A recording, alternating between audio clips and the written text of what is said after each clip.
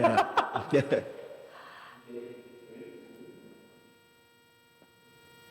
Okay.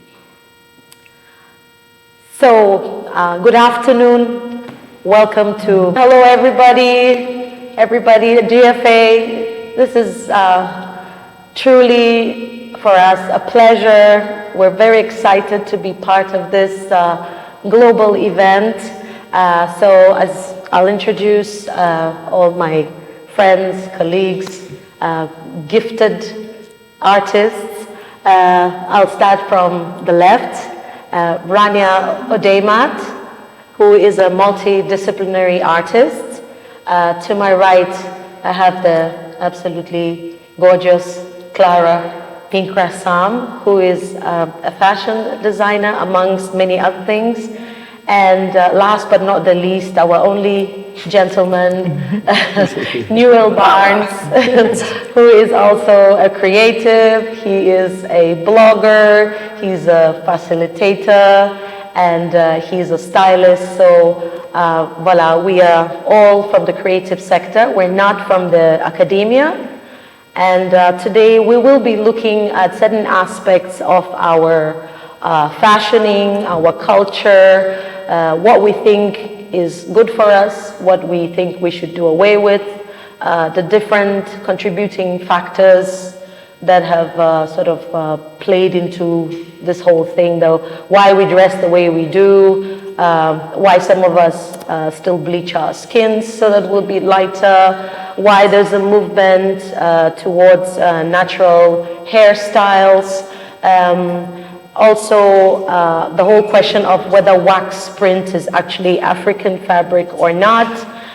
We will talk about our beloved kente fabric and also the fugu cloth, which is another version of, people call it northern kente.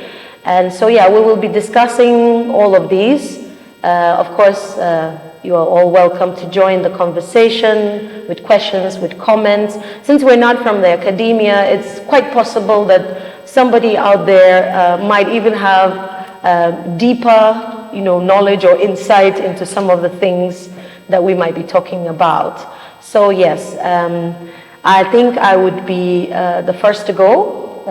I'll start a topic, and then my friends here would join me, because we're all Ghanaian, by the way. We all look different, but that's the beauty of it. We're all Ghanaian.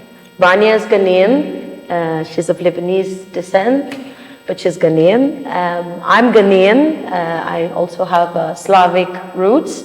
Clara here is Ghanaian. It's beautiful because she's actually from the northern part of Ghana and the southern part of Ghana, so that's very beautiful. So she can actually relate to the two different types of woven textiles that we usually are proud of in Ghana. I mean, there are other ethnic groups that probably also weave certain cloths, but they're not as popular as the ones that I mentioned. And the beautiful thing too is that Nuel is also from, I just discovered, from the north and the south. So yeah, so we're very well represented in terms of gender and race, and this whole thing is very inclusive. Yes. So before I get into the whole the topic of kente, which is what I would be talking about, I want to say a very big thank you to Amber Gallery. Amber Gallery is owned by Amadou Baba, who happens to be the owner of the biggest collection of kente cloths in West Africa. So yes, he's a very passionate art collector. He has artifacts from mostly from West Africa, and we're in this amazing gallery. We thank them for partnering with us. And so yeah, so I'm going to kick off with kente. Yes, there it is, Amber Gallery. Thank you.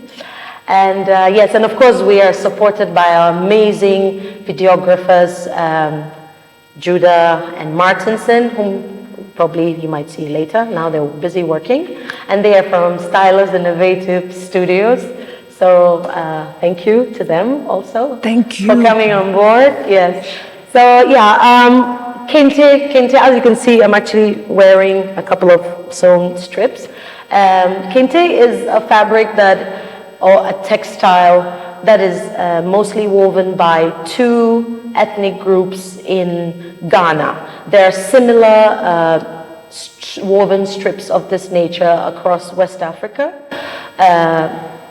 Yes, and then without wanting to go too much into the whole history of Kente, obviously it's linked to trade with Phoenicians, trade with North Africa. So it's, according to many books, most probably this type of technology was brought to us by northern Africans who came to trade with us in exchange for gold and slaves. You know, they taught us with their transportable, very small looms. They taught us how to weave this cloth, which is amazing because you can weave strips and then have very big, you know, this is very versatile. You can have very big pieces of cloth, which is quite ceremonial, or at least has been for am I right, guys? Yeah. It's a ceremonial cloth. Yeah. We cherish it very much. It was meant for royals initially, but then fortunately now it's become a little bit more democratized, and you know, it's still expensive. So the average person can probably buy a strip, which they would then either sew into their clothes or drape around their neck or around their waist, as I have.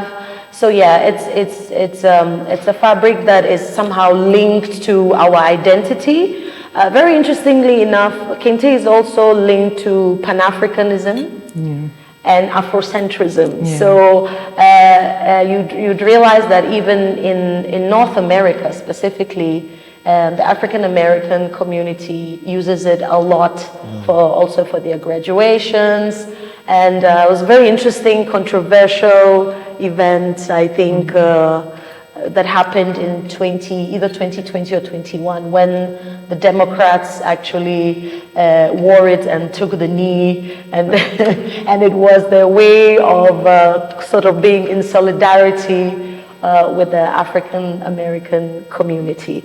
So yes, so this is where we're at. We have a lot of different, as I said, different colors. The good thing about what's happening now is that there's wax print, which Nuel would be talking about, and formerly wax print was only done in either sorry?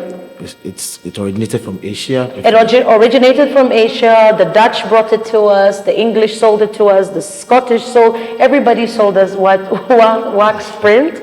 Nuel will be talking about that. The only reason why I mentioned it is because we actually have now cotton prints of Kente, which allows us to use it actually in very, almost, can I say, pedestrian ways. You know, we find cushion covers in Kente print. People use them for decor, curtains, aprons, everything.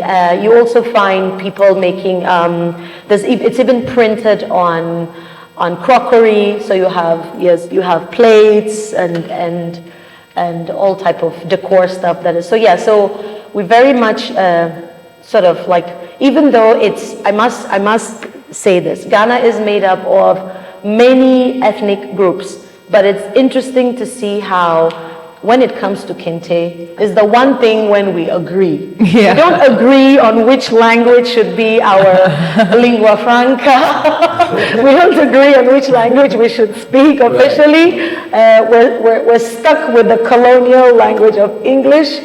I don't know for better or worse, but you know, it makes communication easier. But interestingly enough, when it comes to Kente, as like we all, you know, we all take it to be our own. And also the fugu cloth. I don't know if my videographer could kindly find some image of the fugu cloth, which I insist on pointing out is woven by women. So there is this thing, there's some certain cultural taboos linked to Kente weaving, which prevents women from weaving kente, as opposed to the fugu cloth, which is predominantly, or I personally have not met any man weaving the fugu cloth. So as much as I really love kente because it's awesome, I have a very soft spot for the fugu cloth, because I've been fortunate to participate in certain programs that were meant to empower women in the north. As we know, those of us in the south, we know that the situation of women in the north is not quite as, for the lack of a better word, as good as it is in the south. So women they face all type of oppression. Let's put it that way, bluntly. And so so it's good to know that this fabric, which is not so patterny compared to kente. And so so those are the two main fabrics that we all agree. And you would see that sometimes in our official attire, when some of our presidents or even regular people go to official events, it's okay to wear what do we call that outfit? The smock, the smock, yes, made out of the fugu cloth. So so guys, take it away from me. Who wants to talk about kente? I know we all have our experiences, and we all love it. Well, can we talk about how the youth is finding all these very creative ways whilst remaining very hip? About it. Yes. I find this topic very interesting because over the years we've seen our mothers and our fathers wear kente in a very traditional way, but for the past few years, I think 5-4 years ago, we started seeing a different trend where kente is now adorned as something that is like more for like traditional marriage or something of like even recent I see people use as streetwear, which I find that a little bit intriguing because there is a cultural perspective to kente, and I believe that the cultural values of a fabric or the cultural value of kente should be preserved in a way that it's passed on from generation to generation. In our present world now, a lot of designers are reimagining kente in different ways. Couture, streetwear, which I think Virgil did that for his past collection before he passed away, and some designers like the likes of Pistis in Ghana, the likes of Christy Brown and Simabril, the other top designers we have in Ghana as well, are using kente in a more couture way that adorns like whoever wears it in a different manner. However, as I said, kente has a cultural value and it needs to be protected. And as creatives, as creatives, one of our main roles is also to protect the image of the fabric, because the history behind kente has cultural values behind it. Like as B was saying, that in the Ashanti region is mostly woven by men, but the other point is that in the northern region it started with men, and then as time went on, the women feeded the men, and is now populated by the women. Bravo to the women. And every yarn, every design, every stem has a meaning to it, which makes it pure from the storytelling point of view, and it has that cultural values attached to it. So for me, it's more symbolic to us as Africans. I mean, as Ghanaians, which even I've seen most of the African countries adopting it in a way. Exactly. As I said earlier on, it's become like a Pan-African cloth. It is, by the way, the most recognized African textile. Right. It's one that immediately you see that, that's from Africa. You might not even know it's from Ghana. Right. But you know that this symbolizes, a textile from Africa. So that is where it hurts me to see designers trying to make it more streetwear, because then for me it feels like we're trying to reimagine this whole kente fabric and all of that, but we should not forget that there are cultural values attached to these things. You don't look it. I didn't realize you're such a conservative. I'm the absolute opposite.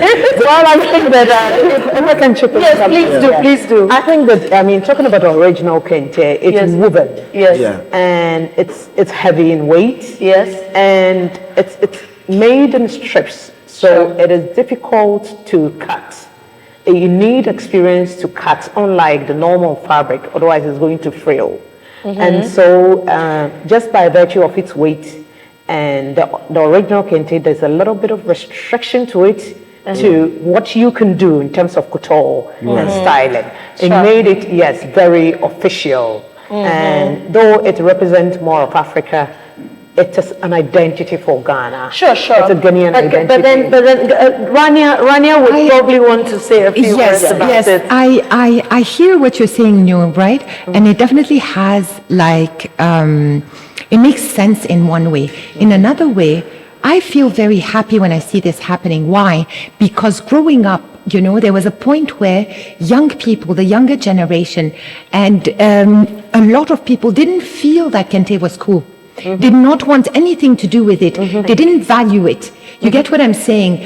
And for it to trickle into popular culture tells me that people are becoming more aware of this identity and culture and are choosing to now express it in their own ways. And looking at the diversity of that expression, and the generational aspect of it can be very, very interesting.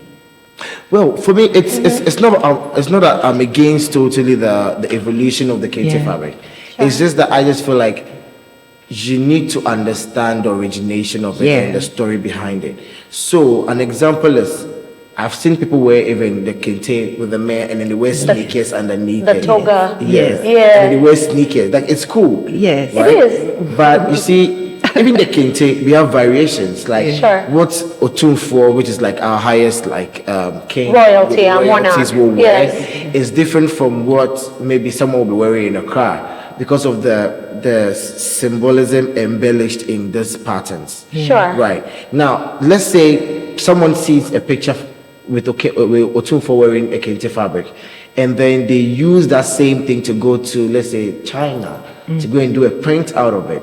And you see Otunfo and somebody like, I don't know which rapper I want to compare. Let's say Lil Wayne or somebody use it in a very street way. Like, I feel like then it reduces the respect and the cultural value for what Otunfo is wearing. However, it may look cool, but then for me, the cultural value of it just loses its yarns for me. Yes, you made it right. Well, yes.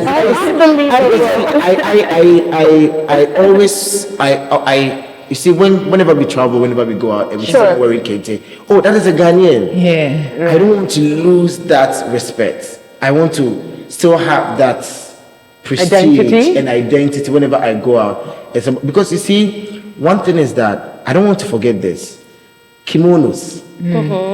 And I wear kimonos. I've used kente wax print to make a kimono. Who have I offended? The Japanese or the Ghanaian royalty? The kimonos. Let's see kimonos. You know the Japanese is originally from Japan, right? Right. And I've seen people use kente, heavy woven kente for kimono as a transcultural exchange, a fusion, yes, fusion of how we can a Japanese and a Ghanaian thing, aesthetics can come together to speak a universal language. Let's look at that perspective. It's still cool, but it still has a cultural value that doesn't lose its respect. Right. But this is. But where is the fine line between respect and evolution? Because when I understand, for example, concepts like Sankofa, I researched it so much, talked to so many people, academicians, some of them. And for me, I don't know, again, we might, and it's not about one is right, one is wrong, right? Sure. It's all, every opinion is valid and has these sides. For me, what I got to understand about it is that Sankofa is going back to the future. And basically, it's going back but becoming something new. And one thing for me, like growing up here, is I'm very frustrated sometimes with the notion of respect because it has been and can be very abused. Right. And it can hold us back, you know, because so many times when we talk about respect, it means don't innovate. Repeat or copy what your elder is doing. Don't think outside of the box. And I've seen so many people, outside of the box kids or creative kids, get punished, Right. you know, at schools and in this, you know, because of this respect. So when is it, because again, there is a fine line, right? And sometimes it's wrong, sometimes it's right, and it depends on Which side of the street which you're standing? side, yes, because also one part of it is, okay, it's about the respect, but the other part of it, it's about democratizing and popularizing, like, let's say the kimono, right? It had so many values in Japan that possibly it doesn't carry in a crowd because we all wear kimonos, right? And yet it took that culture and aesthetic of Japan outside of the boundaries of Japan and created so much awareness and interest in that culture that has brought so many good things. You know, so that's why I say for me, it's really a fine line. Right. For me, respect doesn't mean we shouldn't innovate it. Yeah. Like, I never talked about the fact that people are using it for couture. Yeah. It's still innovation. It Right. is. I'm just speaking of the one aspect of it, which is like when it's looked at a lower level. That you see when yesterday I was watching and the woman said, "I like secret things." And the reason secret things is because secret things are exclusive. So she's the only one who knows about it. It's like a very rich man in it. Now coming back to kente, it's not about we not making it like not cool or innovate. We have, like, as I said, Pistos did like a very big ball gown with it. It was so beautiful. Someone like Kofi and the late Kofi and Samuel has done so many things with kente, but it still looks cool. Yeah. But for me, then how do we define cool? An example is I see someone with a kente like gown, and then the kente itself is sweeping the floor, and the plain fabric is up, and the kente itself is sweeping the floor. This boils down, for me, it boils down to African luxury. I'm not sure you would buy a Cartier bag or a Hermes bag and be dragging it on the floor. Perhaps. Yes, but then you have princesses in Europe who get married and they have trails that go for, I don't know, 12, 10 meters. I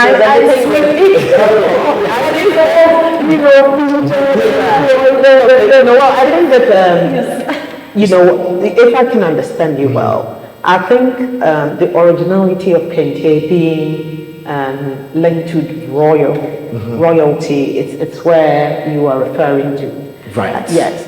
But then one aspect is, at that time, I mean, in the olden days, it was all woven. But now that we have the print kente, Exactly. it's gotten to, but people use it for totes, bags. Thank I see, you. I'm sorry, I'm not catching, but I'm even against the print kente. This is it. Okay, Nuel, This is it. ouch. No, never.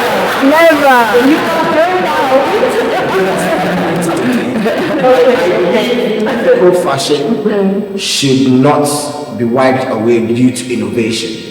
Okay. Well, so I'm very happy that we can have totally polarized and still sit in a room. Yeah. And not kill each other.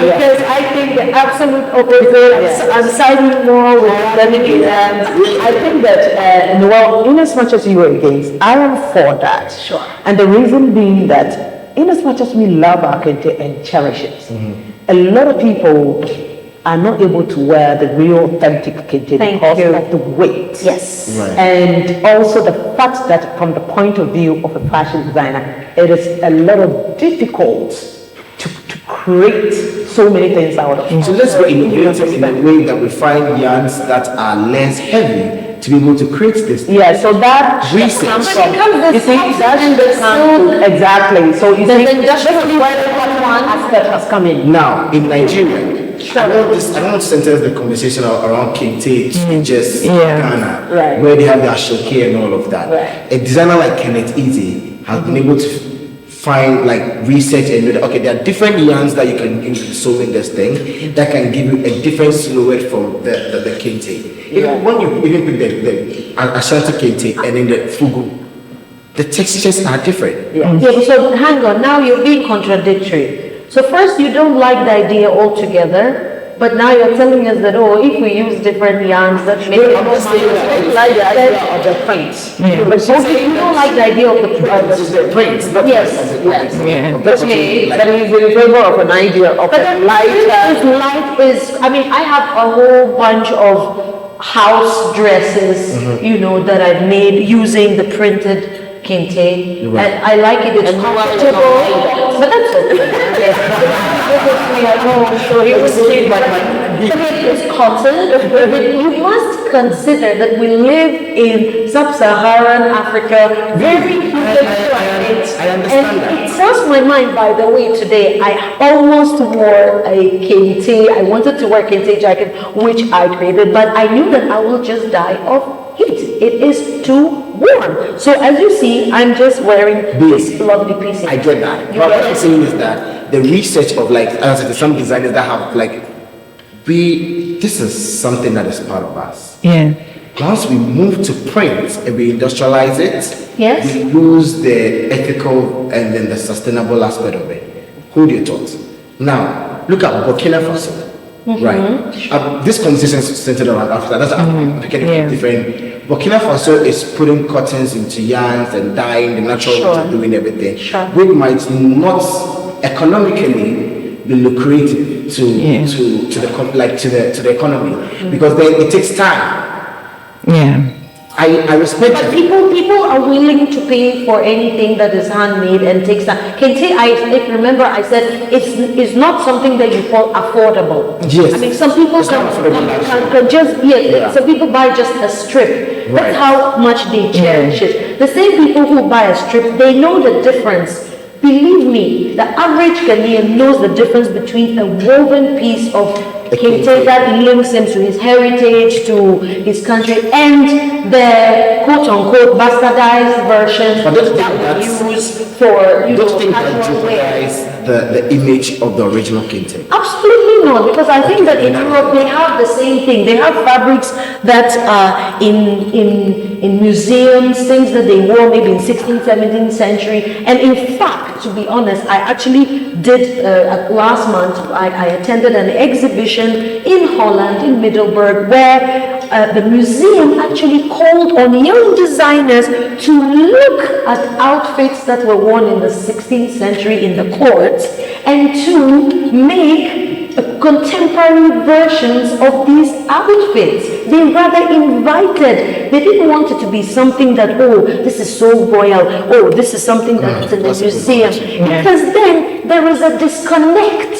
You see that from the moment we started having these pedestrian streetwear kind of where people, the average person, even if he gets a small patch, sometimes I've gone to buy kente where they're pieces that were maybe eaten or chewed by moths. So the kente is ruined. It's full of holes. So then you manage to, if you negotiate with the dealer or the seller, he would sell it to you at next to nothing. And then you just cut out patches, you fray the edges, you put it on. It's also a way of customizing your Eurocentric. Let's be honest. If you have a completely Eurocentric outfit, okay, jeans or whatever, and you put in even a small patch of kente or fugu, you already feel that, oh, I'm representing. I'm representing. Maybe everything I wore was imported. Maybe that jeans come from China or I don't know, America, or that top comes from Lebanon or somewhere, or Russia, or okay, maybe Russia is not the right place to mention now. But what I'm trying to say is, you see, I think that here's where I'm coming from. Before we move on to anyway, I think at this point we've talked quite a bit about our cherished kente. We've expressed different opinions, which is beautiful. We cannot, we might all be Ghanaians, but we're not compelled to have the same view. which makes it exciting. So you can have different perspectives. So I think now have we touched on wax print? Yes. So looking at the wax print, we started from Asia and then down to the Dutch print. Hollandese came in. Then we had our GTP, we had our Woodin, we had our Uniwax, which is in Abuja. One of the things that I've seen about the wax print is that it's made before. It was made for us by other people. Okay, right? We agree on that. Yes, it's made for us by other people, which I find that fascinating because I always tell. I have worked with the brand before. I have worked with Vlisco, GTP, which I've always made my point clear that until it's made by us, it's not for us. And though it's one of the things that speaks about us, we all find it that African print is us, African print is us. But once I sat on a panel and I said, until it's made by us, it is not for us. So the reason why I said that is African print has over the years used our aesthetics, our cultural narrative, storytelling to, I don't want to the way near us into buying the print. However, that is what has been happening over the years. And my 6 months with GTP as a consultant made me realize that GTP as a product or maybe as a brand under the Vlisco group, it's targeted towards Ghanaians. Okay. And that, so under the Vlisco group, there is GTP, there is Woodin, and there is Uniwax. Sure. All these are wax prints. Before they were using the block type, the block prints. Yes. And GTP faded the block, and then they moved into the prints, the roll print as the industrialized prints, which I know Uniwax still does block. Sure. Now, with GTP, the fabrics are designed by Ghanaians, and it's printed by Ghanaians. So that it has an direct economic impact on the people that consume it and have a better understanding of the cultural values, or let me then again, the values of we wear print, which is identifiable to like once you wear print, you're African. Strictly. Just a little comment, but you do realize that the Dutch one is always more expensive. I'm coming to that. When it's foreign, it's more expensive. So even though they're subsidiaries of Vlisco, but once it's printed locally, it's not as prestigious as if it were. You see, it's a mindset. We're talking about mindset. It's a consumer mindset. Exactly. When for my 6 months, I created like campaigns and global campaigns for the brand, and then someone said, "Oh, it's looking like Vlisco." I'm like, "What is Vlisco?" So once you say it's looking like Vlisco, then I said, "That means it's good." Yes. Because if you're saying it looks like Vlisco, yeah, but that's tragic, isn't it? yes, and and I told them that at the end of the day, before I left, I made we had a brand book, and my brand book is to see the African man, the African woman wear this print every time, without being like apologetic about it. Because then for me it's wax print, well it's not from us, but like the way we clean Kating, it has become something of us. Those days when you're going to marry in our culture, if you don't have Hollandese, the marriage is right. You want to have a minimum of 6 or 12. Yes. It's not cheap. It's because of the high value or price value that have been put on it. Sure. Aside that, the quality of printing and the materials that are used in printing Vlisco is from the materials that are used in printing GT. Would you say they are superior? I won't. It's different. I think it's the production inputs. Right. So it is all marketing. I think there's marketing, yes. Exactly. Yes. See, at the end of the day, it's like siblings that have been put on the platform. Sure. And they want the firstborn to feel like he is the head of the family, and they want the other secondborn to feel like you are the last, like you're the secondborn, and then the woman should feel like. So know your place. Now, one thing that I also find about the brand is that wax prints, even though they are all fabrics, they are all textiles, they all serve a different clientele. Yes, absolutely. So Vlisco is for the sophisticated, For the affluent. the woman that has money to spend, the woman that wouldn't mind buying kente, wearing kente every day, but this woman she wants to wear something different with different colors, with different textures. Even the motifs and the big prints. And so we have the background and then the motifs. The motifs and the big symbolisms that are in the fabric. So you can see like the kola nuts, you can see okra. You can see something like okra. But is that in the Blisco or that is in the GTP? That's the Blisco. That's the Blisco. Now, when it comes to the GTP, it's more abstract. Okay. So you see like a sunflower, but it's being created in an abstract way that you have to look at it very well before it draws your mind to it that, oh, this is a sunflower that has been redefined or innovated. So there's a very clear distinction. I mean, I don't need to look at the edge of the fabric to know exactly what is the color palette. The color palette. GTP has a well-structured color palette, whilst Blisco is like very free to use whatever color they want. And in recent times, Blisco is even coming into more urban. Trying to tap into the young market. If you look at their campaigns, if you look at all these fabrics, people have cultural values or maybe African values behind them. And that's more of the area where Woodin was actually targeted. Woodin, I'm coming to Woodin. Right. So Woodin is more of the younger generation. It's the urban what's the name? Afro-urban, Afro-urban, fabric reimagined in paint, and all of that. But Blisco is not giving you that. And I've always said that I know most people don't even like to wear Blisco because of its how it was like from slave trade and all of that. And GTP, one thing I always say about GTP is that it is made by us. For us.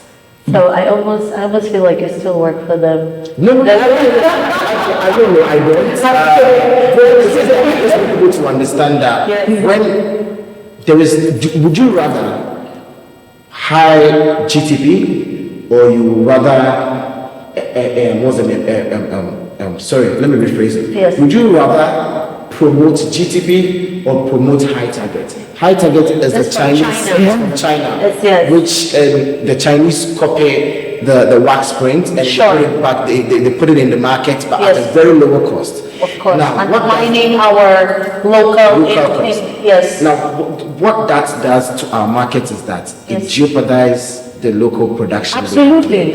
So then people we don't look at it from that perspective. I know this is going to be played. It's economics. It's economics. Right. Times are hard. So the average person, we have a lot of cultural events, traditional events where wearing a print cloth is prerequisite. It's a dress code. And we go to so many of them. I mean, we are famous for our funerals, honestly. There's anything we're known for apart from kente is probably our yes. So imagine somebody, especially people who live not so much in Accra, but deep inside in the country where these things really are very important and it's part of their social life. Virtually every weekend people are attending several of these events and they have to wear, nobody wants to wear the same kaba and slit and the same cloth to all the 3 or 4 funerals. You are kind of like, there's this pressure, no social or peer pressure, but you have to wear 2, 3, 4. So it boils down to economics. Yeah, and I think that also, the global market liberalization allows, individuals to have choices. I mean, if you have to wear a print, for that matter, someone will choose Blisco, as you said, it's affluent. Someone will go for Woodin, someone will go for GTP, and another person would go for the. I mean, I'm sure the government. What do you have to say about this? I want to hear that. People should be buying that to collapse our industry. But if we do not want that, then that comes with government policies to ensure that those things don't exist. If you have that on our market, there's definitely people who can afford the high end, people who can turn that supposedly low end fabric into something fabulous. That's even the one who likes Blisco. Why did want to the competition on the market is really tough. in the sense that we all know that China production can like $1. Yeah. Maybe Yes. half cents or something for. Difficult because to compete with that. It's difficult to compete because is. you are producing here and you have utility bills, you have like taxes, you have Absolutely. what's the name? Campaigns to shoot, you have marketing. All your overheads are much higher, basically. Yeah. No, we will So look you at see, that. it's for me until I got in there. My perception was, oh, it's not for us.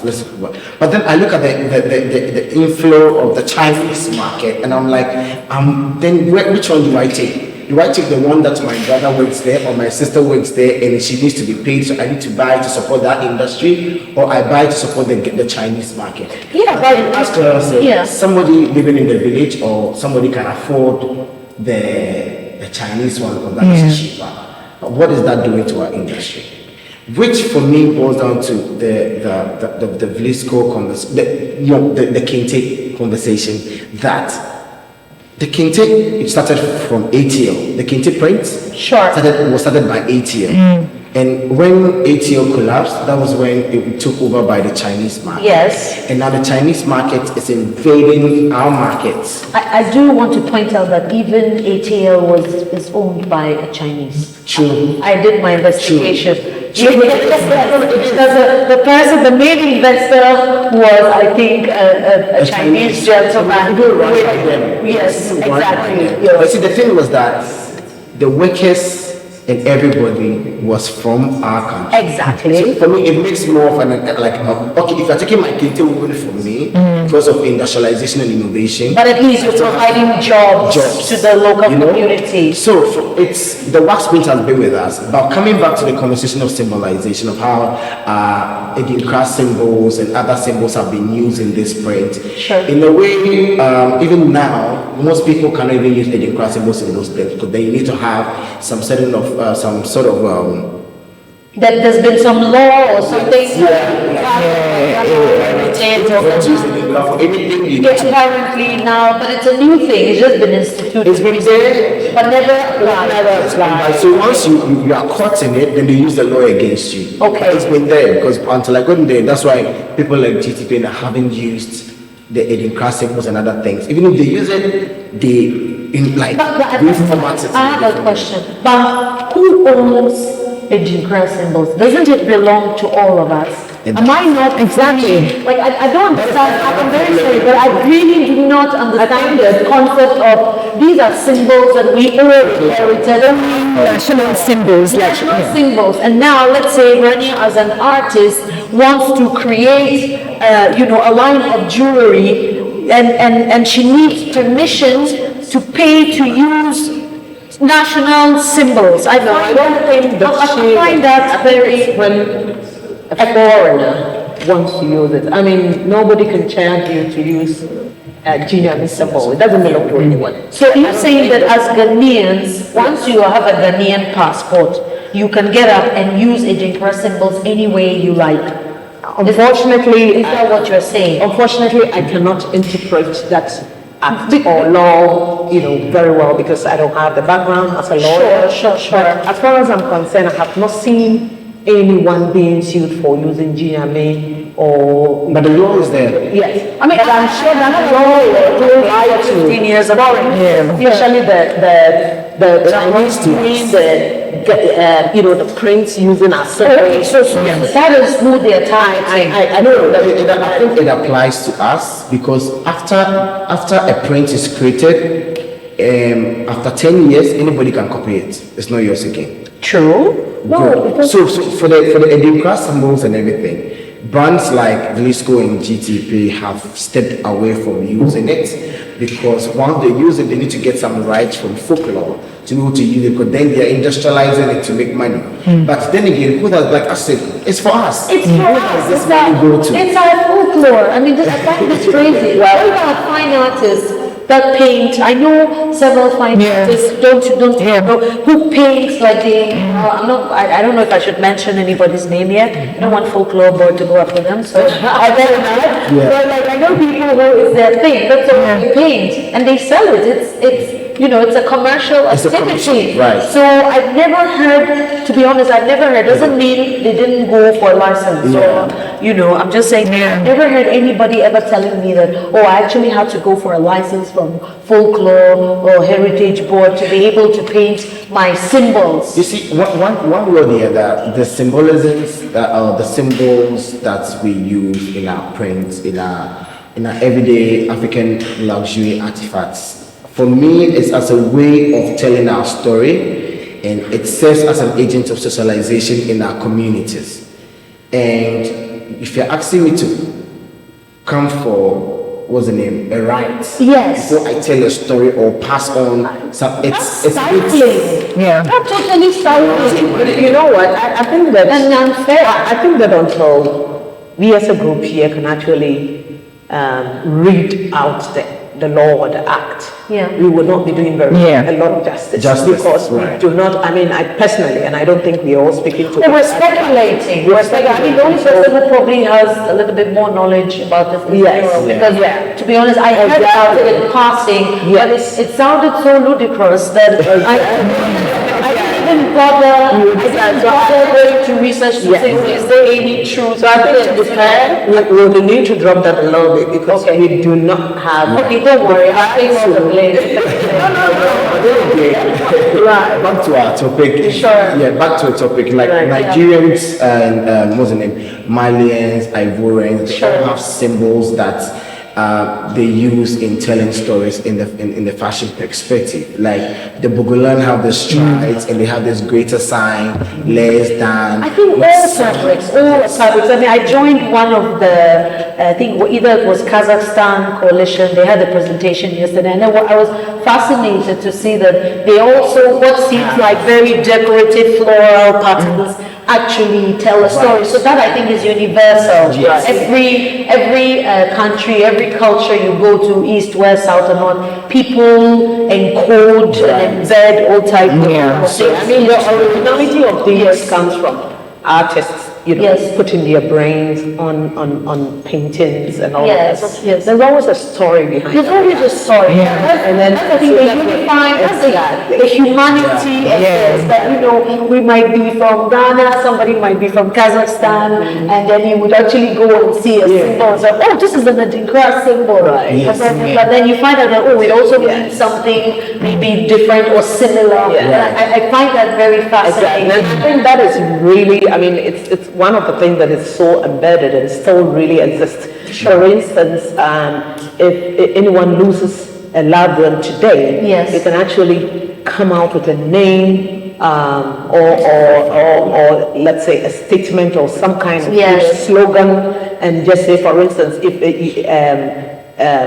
touch wood, you lose a mother. You can, in our local dialect, they say Obatampa, like, a good mother. Sure. And they can come up with a design of a cloth, name like that for you. So that's wonderful. it's still, for the funeral. So that still exists. Yes, I wanted to start bringing us to, before we move away from wax and then talk about another issue we want to discuss, the whole thing of Friday wear, and also the fact that a lot of institutions actually have their own wax prints, with their own logos and their own symbolism, how this whole thing, I think it's not been that many years. I unfortunately, right now, I cannot. Which one, the Friday wear? I think, yes, maybe you would know in which year it was. It was Kufuor's era. It was instituted, so like 12 years. I was really young. I remember that. Okay, and I think it kind of freed us from suits.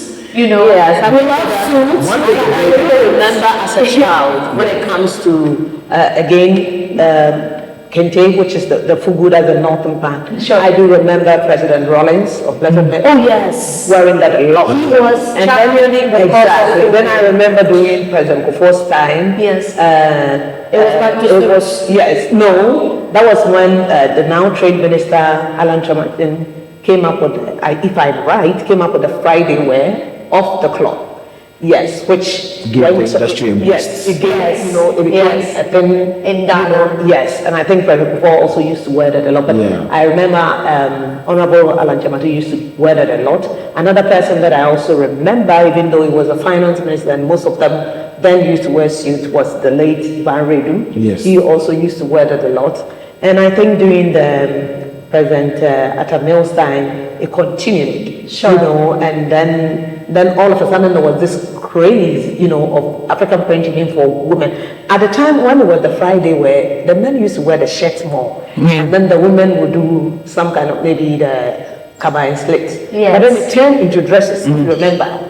You know, Yes. Well, it's for me. I have something against that, even that only Friday wear, because I feel like it should be every day if we can. Because am I allowed to mention brands? Like all these big brands that Don't mention are anybody. selling as cultural vultures, like come and pick our wax prints. When I mean our wax print is because now it's being designed with our symbols and then our storytellings that are in these prints. Like then they pick it up and then they create something with it, and then they don't even reference where the fabric is from or the culture or where the story behind the print, and it's just seen on the runways and people. You know, we're getting into cultural appropriation. I don't want to get. I knew you were going to bring this.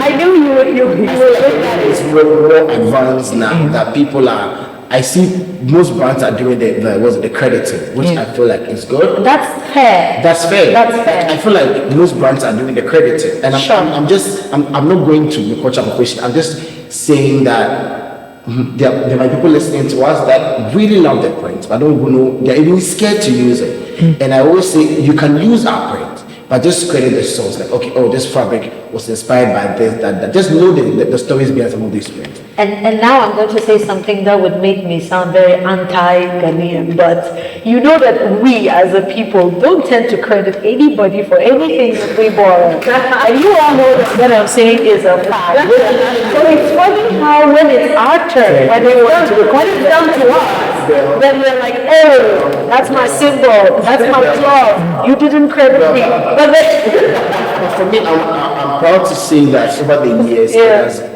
it has innovated beyond what we thought print was going to look like. Sure. People thought it was going to die off, but like people thought. I don't think it ever will. Now I'm seeing the sustainable way that artists are even cutting the pieces and using them as portraits. I don't know, but these are some of the innovative ways people are using print, and in the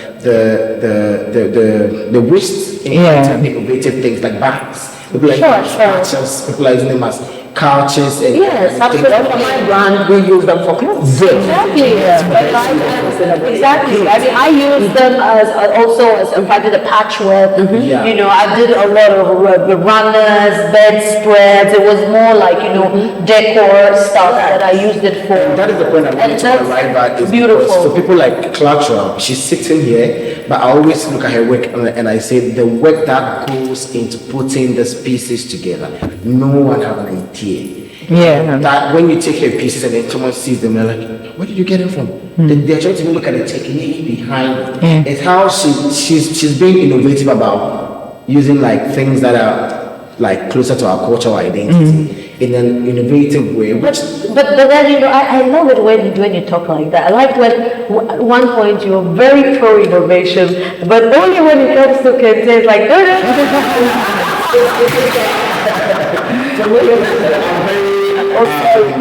sorry about I'm saying for like someone like I want to work from on this topic. I want to hear from Rainer's perspective on this thing. I was actually going to say that let's get artists using like wax prints and create like portraits and all. For me, I feel like they're pushing an agenda which I think is beautiful. Yes, I mean, for me, you know, my issue is I like people to be free to use what resonates with them. Right. You get what I'm saying? But for me, it's very important to be informed and to know, to be conscious about, okay, what am I using? Why am I using it? And one of the surprising things, like from my perspective, is that the people's perception that these, let's say, Dutch prints, they are Ghanaian. These are African prints. You know, if you go, let's say, sometimes when I started wearing mud cloth or other cloths, you know, and they say no. But now, like for that event or this thing, we want it to be very African and Ghanaian, so you have to use that. And I'm like, then you would explain that, guys, I understand that you love this. We have adopted this, right? Sure. And I accept that. I mean, who am I to say you have to unadopt a child? Let's put it this way. Right. Nicely But the issue is, I'm not with saying that this is more Ghanaian or more African than something else. It's very important to understand the history that you spoke about, right? And to decide to do with it what you want. But not mislead people, and understand also that although we have adopted it, so you don't tell an adopted child, oh, you're only partway part of the family. You get what I'm saying? Absolutely. We have adopted it, right? But it doesn't mean it's at the expense, or we don't acknowledge that African fabrics, whether it's Ghanaian fabrics or African fabrics, are many and varied. And there are stories and techniques and crafts and symbolism and spirituality behind every one of them. So to me, that is my issue when it comes to the wax prints. Nice. Okay, can I just add? Absolutely, Clara. And I think that in the world where sustainability is so crucial, knowing that the fashion industry is the second largest pollution causer now, for artists using pieces to do artwork, it's great because they are helping reduce waste. Right. Especially for them, they use very tiny pieces that sustainable brands like us still may not find need for. And so it's a sure and a nice way of encouraging them so that we can eventually, reduce pollution, waste, zero waste, tolerance policy for the industry. But there are brands in Ghana, like Oseduro, for example, who are creating, clothing. It's a line, and they have a very transparent process. And I'm very, very impressed, honestly, with how sustainable their sustainability and their willingness to be transparent about every single aspect of the business. I agree. Absolutely. I mean, let me use my brand as an example. We have 1 hour to go, so we would still want you to talk on the issue of colorism and skin lightening and its origins and all the implications. And then we still have Rania. How much time is left? We have only 1 hour to go. So I think maybe we'll go straight to, maybe during the sharing council, after, and then we would be able to go into more detail about your brand. So let's talk about colorism, which is another big problem that it's not peculiar to our parts of the world. I think prior to this webinar, we were sitting and chatting in the corridor, and we discussed this, how being darker or lighter is an issue that exists in Asia, in Europe, in Africa, and so obviously in our case probably related to slavery, but I don't want to talk too much. I'd like to give you the opportunity to tell me, what do you think, I mean, considering the percentage of people that still use lightening creams, the fact that in some areas of our country even your bridal price is higher if you are lighter skin, if you are if you're mixed race like I happen to be, sometimes you're literally a trophy girlfriend or a trophy wife for somebody, just by virtue of the fact that you have a certain skin tone. Now, this is a very big problem. I'm glad to say that in more recent times, skin lightening or bleaching creams are no more on billboards on our streets. I think the government passed some kind of law or something. I mean, do you know anything about that? Yes, I know a lot about that. Awesome. By virtue of my background as a pharmacist. Beautiful. But then let's start with this. All that you said about, color in Ghana, let's put this in Ghana. Sure, in our context. In our context, it's so true. I mean that, light-skinned persons are perceived to be more beautiful than dark skin. Sure. I believe that it originated from our colonization, where, you know, we were colonized by the British, Sure. and they were our superiors then, and they could pick the women they liked, and the offspring were mixed race and Sure. looked more like the two of you, and were treated, you know, like royals, or, you know, they They were given preferential treatment. Yes. Sure. Yes, over the dark-skinned ones like me, or those darker than me, and all of that. Traditionally, it became embedded in our tradition so much so that when somebody wants to say, my beloved, they will say, Mibuni. Yes. That is, to say, my white person. Yes, my fair lady. My fair lady. Yes, you understand? It's terrible. Yes, I mean, just a popular Nigerian song that says, Yellow Sissy Day for Kana. Yeah. So the whole idea of even some of our music, in our folklore, and when there's a description of a beautiful lady, it's talked about how they, fair ladies sitting somewhere and all of that. So, it became part of us. I mean, sort of growing up and all of that. And, sometimes unconsciously, we find ourselves doing things that are not healthy for us, things that we speak against, but then we are doing it without even being aware, because it is a form of racism. Yeah. It is, whether you like it or not. It is. So, whilst we are looking, quote unquote, down in a way on our very own dark-skinned Ghanaians, and sort of, giving preferential treatment to lighter skin or mixed race, we feel that we travel out of Ghana and someone, is being racist to you and you complain. Sure. To be honest with you, you are even promoting it in a way. Yes. Beside that, it's just not healthy. I mean, it's been the source of so many diseases, including skin cancer. Absolutely. I mean, the effect of these things affect the elasticity of your skin. Absolutely. And when you are hurt or through an accident and they have to stitch and all of that, doctors can't even put your skin together. Yeah. And to start with, I don't think the color of your skin really matters in any shape or form. I mean, it does not affect your level of intelligence. It does not affect what you contribute to society. We are not saying being fair isn't beautiful, but we are saying that black is equally beautiful. Yes. And it is all about self-acceptance. Yeah, I think it's a form of self-hate. Yes. That we are grappling with. Yes. Self-hate, low self-worth, obviously that has its root, as you talked, in colonization, because you see it, in so many parts of the world that were colonized. I mean, in Africa, it was a double thing of colonization and slavery, which makes it even worse. But then looking in India, for example, expressions like fair and lovely, looking at the Middle East, looking in other parts of the world where, they were colonized, right? And how that affected the aesthetics, or what was considered now beautiful.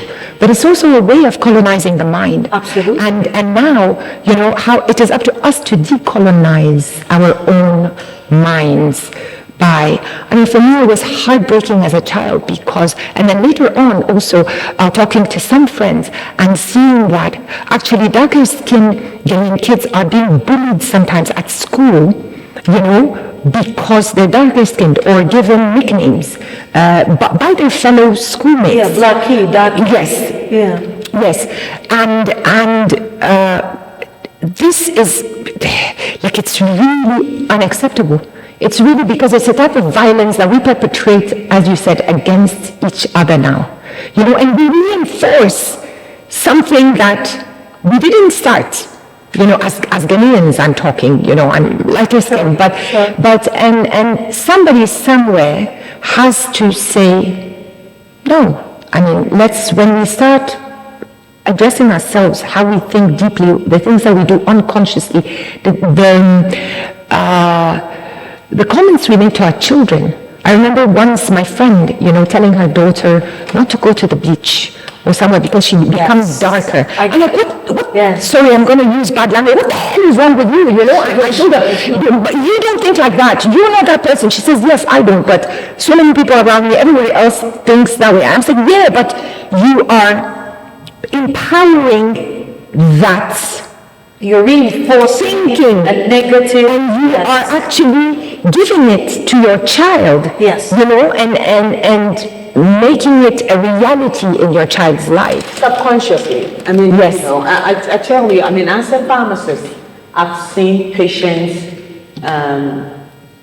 abruptly not complying with medications because they think it's making their skin dark. But they have ailment that needs to be treated, but simply because it's making their skin look dark. I know as women, I mean, and of course, even some men, you know, we're careful about how our skin looks. Yeah. But I tell you, if you have a debilitating disease that needs to be treated, and the medication that will work for you would sort of make you slightly darker. Yes. I mean, with in all honesty, we see friends, family going through chemo and that, and they will save their life. Sure, absolutely, absolutely. And so, if you have to take some kind of medication or use some kind of skin care to heal a disease and get slightly, I mean, that's a big no-no. That's a big no-no. Yes, I mean, I just want to put it aside, and it's ridiculous. When I'm gardening at home, and I tend to like to get my vitamin D directly from the sun, so I usually don't cover much. You know, I mean, my arms are exposed. I do hear people passers-by in front of the house. You know, I do hear passers-by say, "Oh, madam, shouldn't you cover yourself?" I'm like, "Oh, why? You know, am I being indecent?" I'm like, no, you become dark. And I find it always so tragic, and I always reply to them, "Well, that's the whole point, actually. I want to become browner." Now, my question to you, Branya, quickly before we move to hair is, what role do you think film, music, artists, billboards play in promoting this? You know, I think they play a very important role. Sure. Like out of my own experience, I remember when about 20 years ago, 17 years ago, you know, I was asked to work as a stylist, as a fashion stylist in shoots. And then we were given specific directives, you know, like the skin has to look several degrees clearer, you know, lighter. And then you have to pick specific models. And the hair, like I had immediately, because I was not only working as a stylist, but they had asked me to bring some of my jewelry to the set, right? And I immediately saw with my jewelry, because I mean, it's inspired and made from this culture, from this environment, from, you know, and so I had seen immediately natural hair styled in a specific way that I felt would look much more powerful in an image, right? And then when they said, like, no, the hair has to be permed and whatever, I got very, very offended. And I didn't know what to do. So we started arguing, and I'm like, but guys, I mean, why are we forced to do it this way? Why is something that is God-given? You know, can you create better? We can't out-create the creator, you know, nature or the creator, whatever you believe. You get what I'm saying? You can only be humbled and learn from it. The problem is our own blindness. Yes. How we are conditioned into being blind, into missing out. Because today, right, I can wear a Japanese, which I do, or Chinese, or Indian, or whatever, but I cannot never look as good as the original. So always being told that you have to make your hair look like somebody else's that is not organic or original to you is always putting you in that position of second best, basically, and not letting you bring your own best self there. And so two of the people actually that were very influential at the time and who helped a lot. I think the issue of skin and hair is very connected. Absolutely. Because they're also very powerful symbols of identity, both of them. Skin identity and hair identity, which is about power, and sexuality. And so I started having, a major problem with that. And I remember sitting with myself and deciding that I'm going to refuse any job where I'm asked to do that. And I'm not going to fight with anybody. It's not about, I can't convince somebody, they can't convince me about this, but I'm going to systematically refuse to work or do a job that asks me to do that, and I did that. And not only refuse, explain why I'm actually refusing. Sure. And I know that at that time, two people who were amazing and who were so far ahead was Kofi Ansah, whom you mentioned, may he rest in peace. Actually, he was such an inspiration to me in so many ways, He was one person who did not follow those dictates when he was doing a fashion shoot. He was one person who had so much vision, which was ahead of his time, that so many of his compatriots were not thinking about in terms of it's not empowering. He wasn't about dictating to people, you should do this. I wear wigs. You know what I'm saying? I wear wigs, and it's not about telling somebody you can't perm your hair or you're not allowed to do this or to do that. But you're hurting yourself, you're hurting your pocket because you believe that is the only thing that is beautiful. In the meantime, you are missing out on your own beauty, your own growth, and on shining your own light, for somebody else's benefit and pocket, which is insane, and so Kofi and Eric Donatha, a photographer, we worked a lot together, we did fashion shoots, and one of the things we kept discussing was, to go back to your culture thing, is that, well, we can talk and explain, but it's not going to make a difference until we create work that actually shows what we're talking about to be beautiful and glamorous, and so we started doing that. We started doing that slowly, if you don't show it, if you don't become it. And another thing that I started doing as part of my art practice, because now my husband has had an afro, now he doesn't have hair, it's been before, and then later on my daughter, had a soft fro, and she would cry and say that, it's not as good as other people's, because at school, again, they would say, and I was thinking, no way, I'm not doing this to my daughter. She can't believe, or thank God, she got out of it. But there is that pressure, right? Yes, and so, which we'll transition to the next question.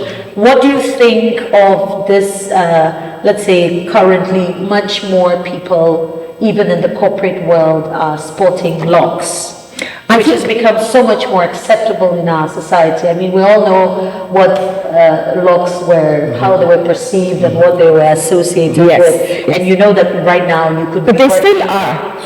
Well, I personally know quite a few I know lawyers, lady lawyers who have what we call sister locks, very tiny ones. And they're quite prominent, and it's accepted. It's not seen as. But there are lots of schools actually that don't allow coming to the school, and also national service. They will kick you out. I personally know colleagues. You see, I always say, comparing it to what we're talking about, skin privileges, and back to hair. It's hair also comes with like the skin privilege here in Ghana. Let's call a spade a spade. Now, I am not allowed to have afro in school. But the half-caste girl or the that word is not politically correct anymore. Kindly use mixed race. Okay, the mixed race girl. Do not the mixed race girl, apologies, the mixed race girl is allowed to come to school with the long hair. She's okay. She can even give them eggs here to go home. and do their hair. I quite remember that. And all of that. Now, quite that's a skin privilege or a white privilege to Yes, me. Because it is. Because then I know some dark skinned girls that have equally nice hair texture. But they will not be the color allowed. didn't go with the hair. Our hairs are calm. And back to the topic of locks and everything. I think back then, the way people care for locks was in a different way. We're not innovative about it. I stand to be corrected. But those people with locks didn't care about styling it. They would just leave it. It looks very Messy? Use the word. I didn't want to. Use the word. It looked sophisticated. Hair product, not sophisticated, but there were not enough like hair product or hair for locks and all of that. But like within like 10 years or 5 years down the line, I have seen like so many lock products coming in, how to care for your hair, how to do this, how to do that. And now there are times with some of these looks, you're like, I want to have that. Yeah, but Nuel, you know that even if you had the most beautiful of locks, Yes. there was a time Yes. there was no way Yes. to be the corporate roles. As an artist, we are artists. We can get away with But you see, anything. it was the perception. Like I have a friend who was working in a bank who said even if you have a tattoo, you can't even work in a bank because they feel like you might. Oh yeah, I'm not even gonna touch on It tattoo. looks like you might. Tattoo is taboo. Yeah. Tattoo is still a contaminate other people. But you see, I'm sorry, but you see, we're relating this to fashion in the beauty space where it's more inclusive than just okay. It has to be a certain type of way. Sure. Beauty is a universal language. No matter how you look, no matter how, like what you relate, you still belong to the fashion industry. Relating the story back to the fashion industry, right? And brands are also doing that. Even as you're saying, as a stylist, you're not allowed to even do some certain kind of hairstyles to do certain things. But I have been for the motion that if you want to use natural hair, let's make sure that we style it in a very good way. It looks really good, not haired. But good when we add like a little bit extra kinky to make it look more, you know. I'm being a person who likes the freedom of doing whatever I want to do with my hair. I think that we should allow people to do No, but whatever it is they want. when it comes to the fashion industry, Yes. it's a bit different because I have a story I would want to tell with my collection. You know, individual expressions are allowed, but what I'm saying in the fashion space, I have a way I want to tell my collection story. So if you don't fit in, imagine I'm doing a story on maybe the collection is inspired by Yasalt one. Yeah, sure. And you would want something. Maybe covered with a tico or something. I'm just saying maybe something short. Yeah, that's your way of telling So the that story. you have like Yes. big locks or big, something. Then it's But that's alternative, I'm all for alternative ways of telling a story. Sometimes you can give like a more contemporary twist to an identity without losing the essence of the story. Creator, and it's just different because I stand at the vantage point of me being like me as a designer and you as a model, and you come to my casting. And I don't cast you because maybe your hair doesn't fit into my story. Then I don't want you to feel bad that I don't like your hair. Not that. Maybe for that particular story, you know. Those are very clear. I mean, that's the creative space. We are talking about corporate space. We're talking about the average Ghanaian who works in a shop, in a bank, in a hotel. Let's be honest. How many waiters have we seen in some of our posh, plush hotels sporting locks? Do you see many? Okay, let me just come in here. Not many. This is the only time I found myself in a very liberal industry. Sure. Yes. I mean, our industry. Coming from a pharmacy background, Yes. having been an IT consultant, working with the UNDP, working with the World Bank, I couldn't have this look. And we love You it. understand? We love your work. So again, it's about the space Yes. that I can Freedom of express expression. myself. Absolutely. Exactly. So I just feel that I have found myself in terms of yes. Yes. Because now I can do my nose, I can have this hair, I can do a tattoo. That's why you are that's why you're part of gifts.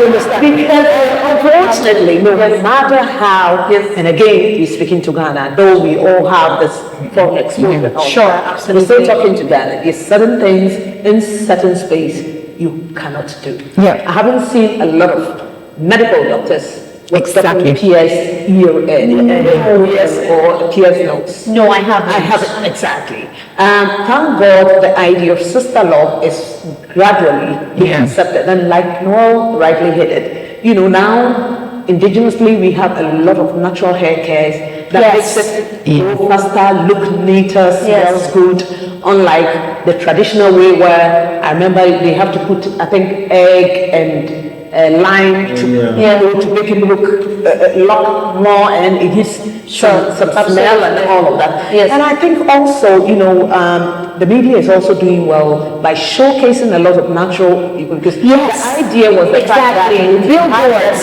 The role of billboards. literally a smoker, Yes. a user, Absolutely. and all of that. So, Absolutely. yes, the culture, yes. So I think that, we're all getting more enlightened about that.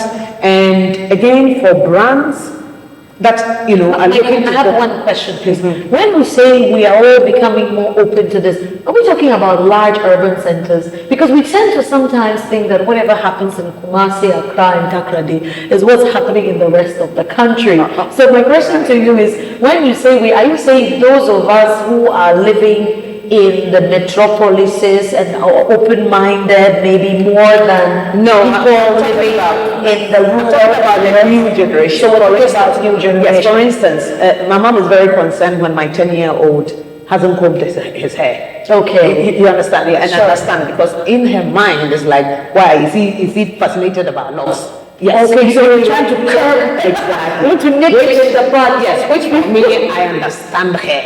Because it's she's old school. Yes, it's a big deal for me, because I know if he goes and he wants to do it, it's okay. But mommy grandma is concerned about, let him comb it. It doesn't hurt.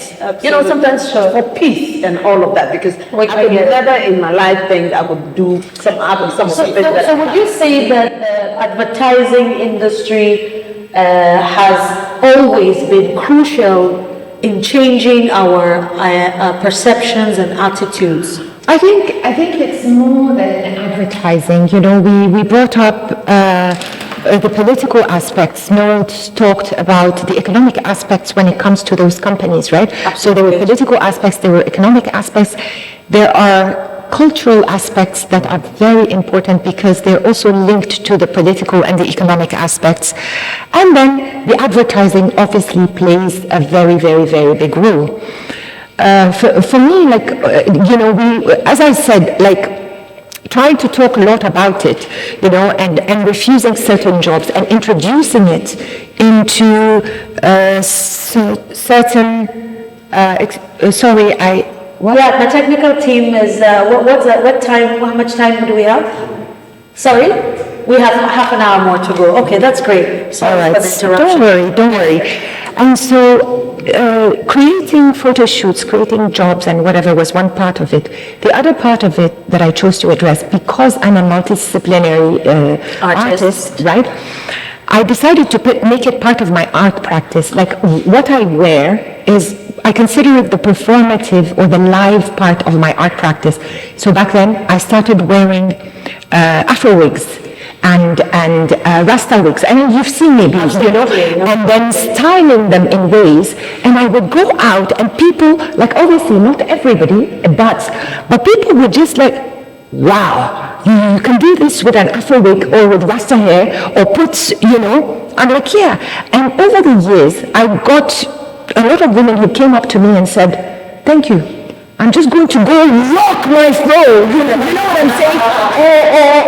Or So there's so many ways, whether it's in conversation, in advertising, in promoting it in businesses, the culture, creating an arts exhibition about it. There's so many aspects of it. It's very complex. I don't think that one. I think there was the lobby, the people who created tons of peeling creams, who really, I read an article, stood to lose quite a bit from this shift in our hair fashioning. Because you know that it's a huge, you from the pharmacy industry, I don't know, it's probably not directly, it's not the same importing drugs and maybe hair straightening creams, but it was something that was really going to affect their pockets. So they were not quite happy about this shift in the way we became too comfortable with quote unquote unkempt looking hair. So I think that some companies, we do have L'Oreal in Ghana.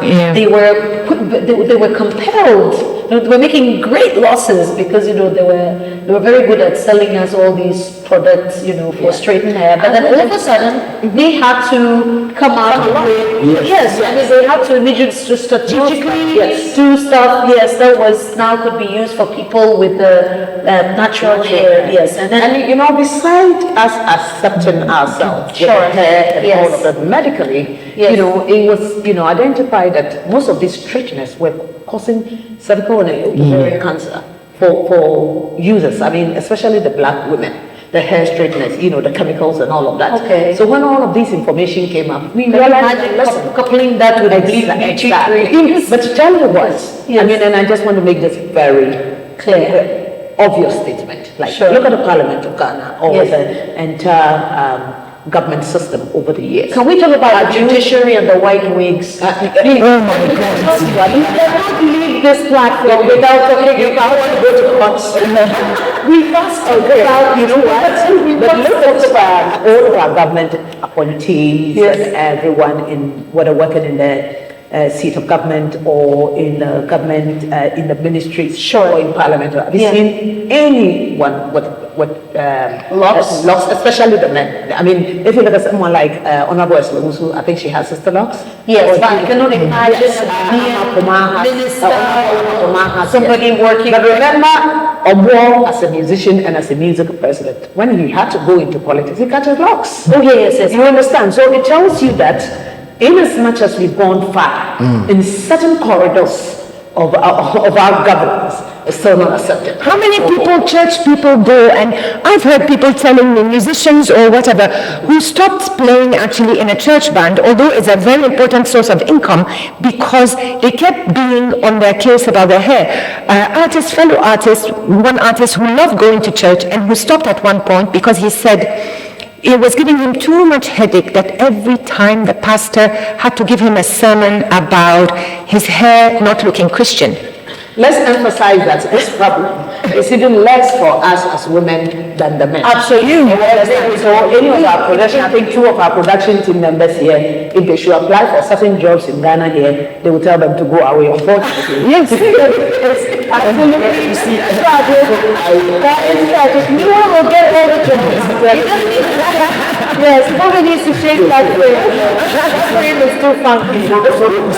Then that is about me, right? So I started like a 9 to 5 as a creative person moving into 9 to 5. And I love black. I love wearing black.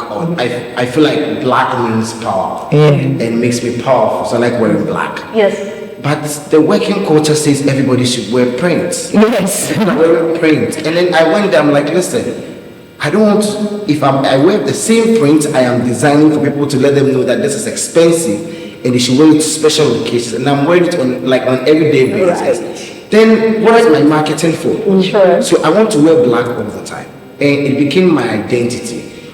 I was able to change. Then again, it's either you take my knowledge or you take my outer look. Choose one. Are you hiring me because I am knowledgeable in the space or in the subject? Like, okay, Nuel knows this, that's why we are hiring. Well, you're hiring based on my hair. If based on my hair, then I'm sorry. You see, the new generation are very rebellious. The Gen Zs, I always say, they have different hairstyles, they have different looks, but sometimes our system works against us.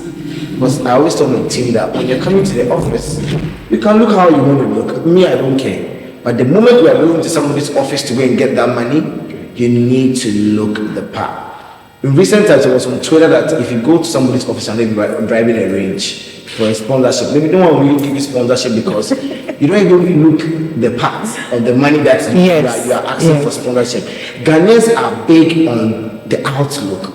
Yes, on the fronting. The fronting. Yes. And it's a problem. Because then you're seeing maybe B because she has a crazy head, so you think she can be a nurse or she can give you a health advice. Did you just hold my head crazy? No, I'm just saying that. Did you just hold my head crazy? You are giving me a compliment. One thing I also want to say is that we as citizens or we as people in the country contribute to certain laws like this. Because you see a Ghanaian until you go to the bank, and you see someone with a tattoo on the chest or probably on the hand, it will be like, when did this one start working here? When you start hiring tax in this space? It is the comments that we make. It is how we perceive people who work in certain spaces.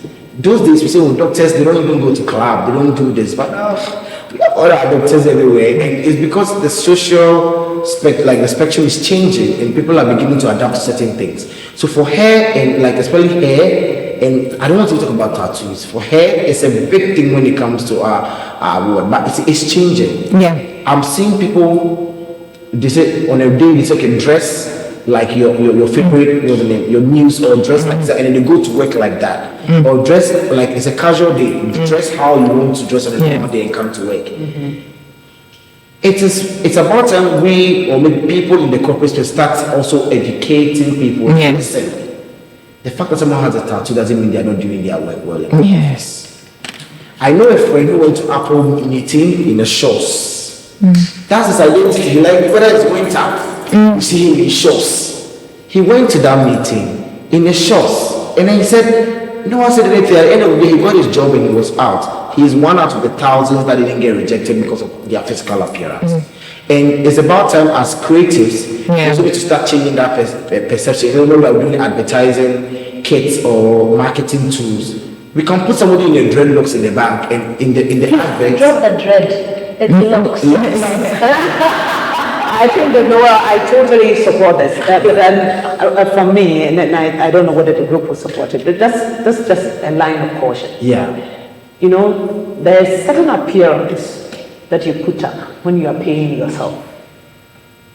In as much as we are advocating for being yourself, expressing yourself, and all of that, listen, when you are at the mercy of someone who is paying you, unfortunately, yes. Some rules. Yes, you need to go back. You have to. Like Nuel said, we have a new generation who take things for granted, and who think life starts with a phone, a car, and a girlfriend kind of thing. Yes, sure. You need to do that. We didn't start looking like this from maybe 12, 13 when we were. Oh, I did. Look for yourself. I did. By saying that there's certain things that I think that for majority of the time you work for yourself, probably. Well, do you understand? So no, yes, there are rules for it. I'm with you 100%. Exactly. If I were to apply for a job now, let's say with the same UN, one of the agencies, I don't know unless, and I have worked with it. Unfortunately, I was with the ethical fashion initiative, which already deals with creative. So I feel like it's never an issue. Yes, because you see, typically, any of us, you go into surgery, yes, and then a doctor appears like myself or yourself. You probably so exposed that you wouldn't mind. Yes. But a woman in labor, typical Ghanaian woman in labor, seeing a doctor like this, you understand? So it is there. I'm just, sort of advising the younger folks who may be watching us later that yes, you're advocating for accepting yourself, feel free, express yourself, and all of that, but know the limits. Know when you can fully express yourself and be you. You understand? Absolutely. If you are was when you are, yes, if at the you mercy of an employer. you can't go to the bank looking for a job in a certain way. Absolutely. Because you don't control the mind of the owner or the one recruiting you. You understand? Absolutely. But Yes. can I also make one? You are absolutely right, my dear, because again, in the psychology of dress and adornment, right? It affects how we feel about ourselves. Anything that touches our skin, our hair, reacts on a biological level with us, affects our feelings, translates to others, affects how they perceive us, and so this is one part of it. But then fashion is also about identity, it's about social roles, it's about belonging to specific groups. So what you're saying very much applies, I think, to workspaces, specific workspaces. If you want to be there, it's a choice, Right. And if this is now the stricture, right? You cannot say, okay, I want to be there, but I refuse the dress code. The dress code. But then it's not for you. You know what I'm saying? But I don't think, honestly, that hair and skin should be part of the dress code. It's not human. It's not right. It's not ethical. You know what I'm saying? So it's about like when it comes to self-expression and dress and other stuff, yes, maybe. But these things to me are very, very, very basic, and I shouldn't, it's not right to tell somebody, you can't be a doctor because you have locks. Because you have locks. Yes, Although this is what happens, but It's not right. It's not right. I always say that I use myself as a kind of like a barometer, to basically measure how far we've come in terms of our acceptance of radical quote-unquote hair. Because I quite remember that my hair has not always, I've not always had a mohawk and look like a centurion, but it's always been different, and the connotations of different when we say it in probably Ghana and probably in other places. It's everything weird, So I started doing colorful hair before you could even buy those colors on the local market. In fact, I had friends bringing them either from outside or Cote d'Ivoire, which, by the way, our Ivorian brothers and sisters, when it comes to hair fashioning, they've always been a little bit more advanced than we have. And I believe strongly that the influx of Ivorians to Ghana, when unfortunately they were having troubles there, to a large extent impacted the way we dress, and we became a little bit more liberal, and we felt a little bit more comfortable with experimenting. So it's very funny how on my street where I live, every time I did my hair, and I was brave, believe me, I'd done all types of Are you sure? things. I'm really brave. I looked at some pictures and realized, did I really go out to town like that? Just and always I saw the disapproval in everybody's, faces, what's she trying to say? Why is she trying to stand out? In our culture, so now it's okay, but back in the day, you're supposed to conform. We're very conventional as people, and probably not just in Ghana. So bottom line is, as time went by, I saw how the same people on my street, from disapproval to, you look so great, I do so. So, whereby I've entered certain spaces, and yes, people would say, oh, your hair is unusual, but it does not, that whole almost antagonistic reception that I used to get initially is no more there. People would smile, which for me is great. I always say, if I walk out on the street and I put a smile on somebody's face, my day, that's, I've made their day, they've made mine. Because life is tough. So if you could make somebody smile, distract them from their problems, and make them smile with just by walking in front of them. So yes, our society is evolving. Okay, some things are like the judges and our lawyers' wigs is something that I truly, as much as I am somebody who has white traces on my head, and who am I to talk? You want to go to court? want to go to court, but I believe that I have the constitutional right to say that that's one vestige of colonialism that we should have done away with like 100 years ago. I find that like of all the things that we do to our hair, to be honest, I find out the most ridiculous of all. That we should be wearing, they should be wearing all those cloaks and anyway. It is what they don't wear the wool.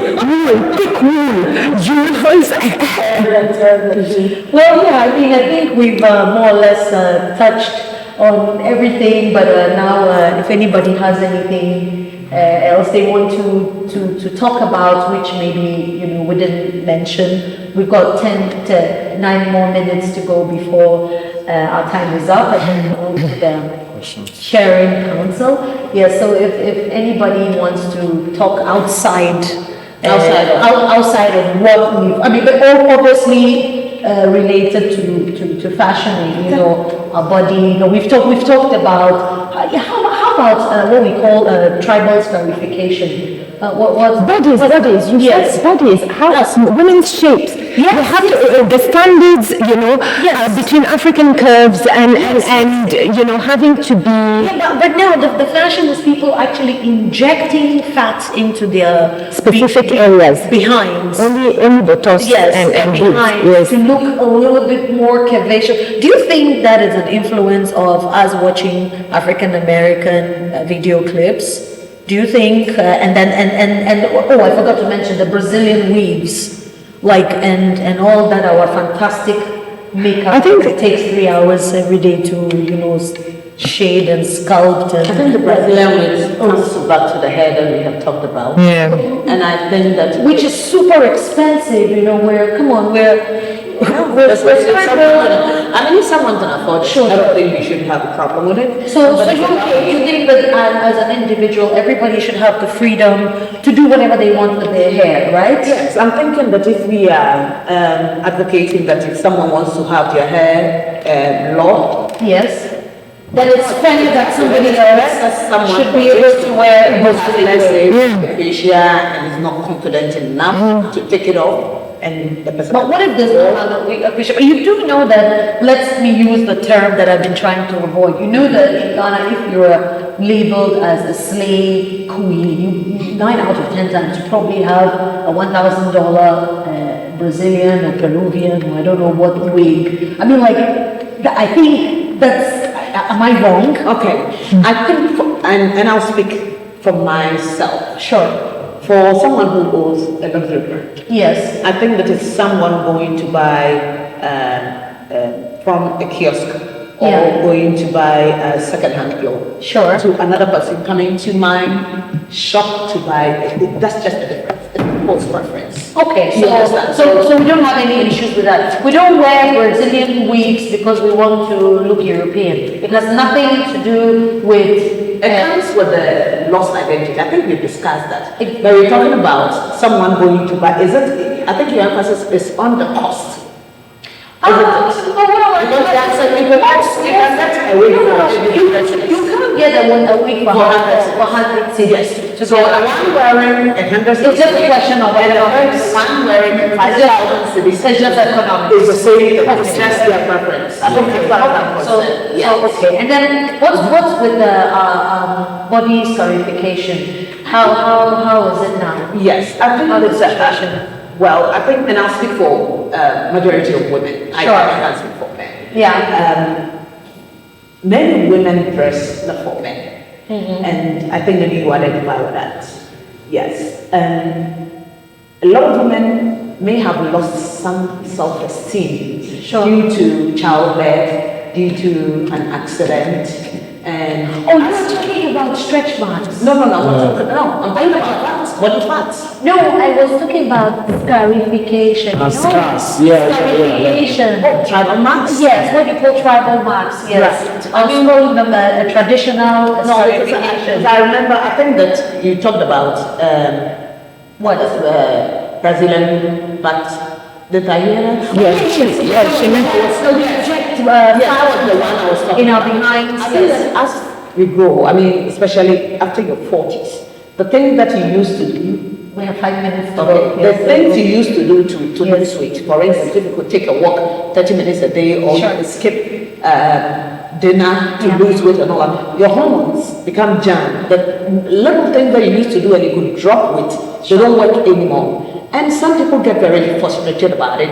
And I'm saying that a lot of women don't dress in breast men. Okay. It's about their self-confidence. People So you're take saying a lot. that how's that related to augmenting, butt augmentation? It's people's choices. Okay, You understand? so It's like someone will say that you're free to do, it's my body and I'm free to do just like whatever you I want to do your hair that way. I Okay. mean, and I think that so long as the person understands the risk involved Okay. and accepts it, and Sure. people have done it and died, but the person is not scared enough because someone will think that yes, I cannot see without my glasses. Sure. And someone will think that why is he wearing this? Why is he wearing Yeah, these it's a fashion statement. Exactly, you understand? So for me, that's yes. What's your opinion about all these butt augmentation? Is it okay? I mean, am I free as a woman, as a person, to do whatever it is I want with my body, or is that automatically an implication that I'm uncomfortable or self-hate? I mean, where do we draw the line? It's a very fine line, Freedom It's, of expression. it's just like the fine line between self-worth and vanity. Okay. For me, I would repeat also what I said. It's similar to my opinion about the wax rinse. Okay. Absolutely. Are you informed? Are you doing it out of insecurity because you feel you're not good enough? Exactly. Are you informed, as Clara said, you know what I'm Yes. saying, about the risks, about who is it benefiting, about, Maxwell Maltz, like in his book, he decided to write a book actually. He was one of the first very important plastic surgeons. And it is due to his failures that he made some of the greatest inroads into self-image psychology, because he noticed that in so many cases, in some cases after the surgery, people's lives changed. But in so many cases, it didn't solve the problem. They kept, and he was obsessed with the why of it. So asking yourself, being informed, is it a conscious decision? What is it adding? If you are like that, you're not doing it out of pressure.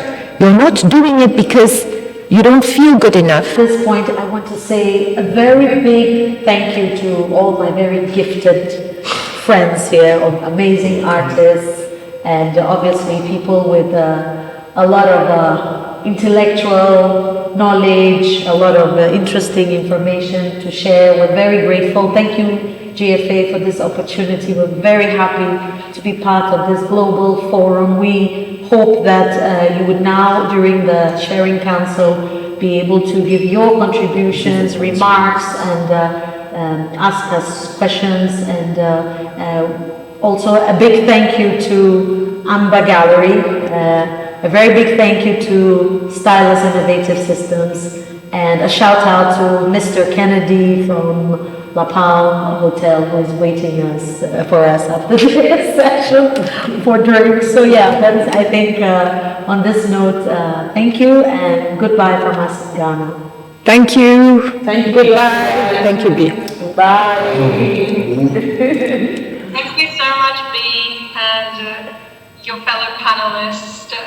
That was such an amazing conversation. So please don't go, because I think we have quite a few comments and questions from the audience. So we can open that up now. If anybody would like to ask, you can turn your audio, your microphone on and ask, or if you feel more comfortable writing it in the chat, please do so. I've seen a lot of comments from Chepkamboye from Kenya. I think it resonated quite a lot with her, what you were talking about. So would you like to share, Chepkamboye? Thank you so much to Gift Ghana, and I'm glad that I have so many things in common. Awesome. It was interesting to hear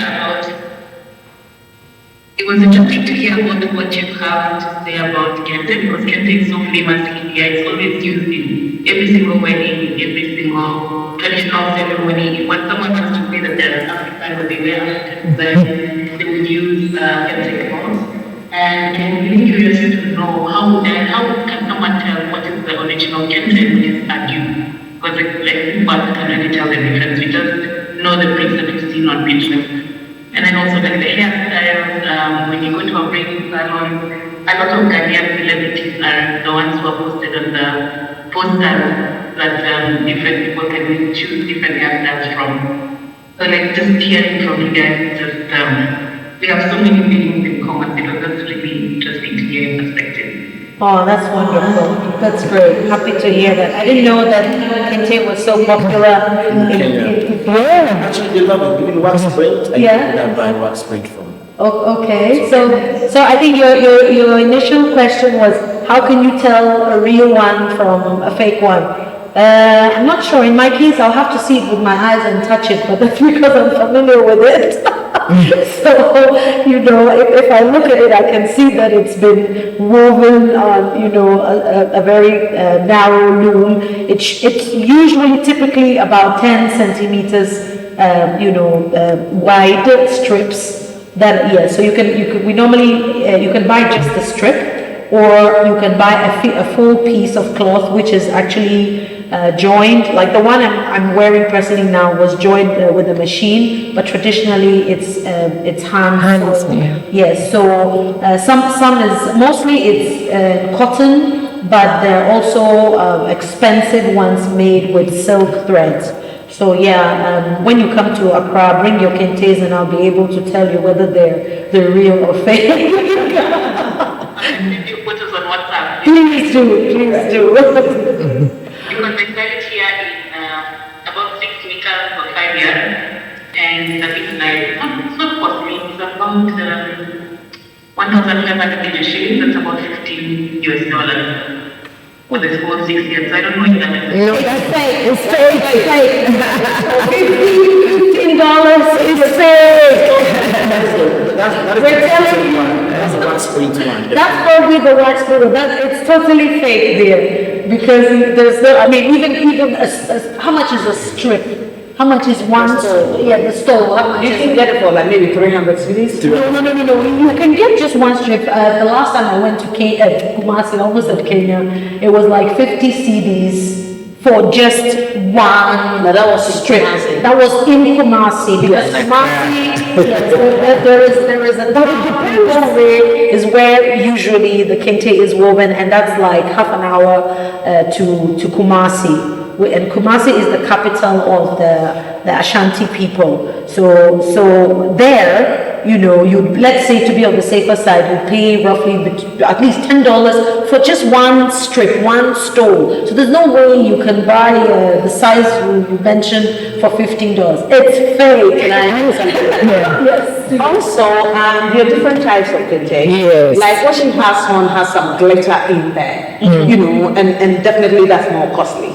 So if you're going to see a very plain one, and depending on, you know, the fabric that was used to, May I cut you? Can I have this one? but for even the cheapest, the cheapest kente made would not cost $15 for 6 years. So definitely, just with the price, without us seeing it, we can say that it's fake. And also, you know, there are types of thread. If we're talking about silk kente, then the price is much higher.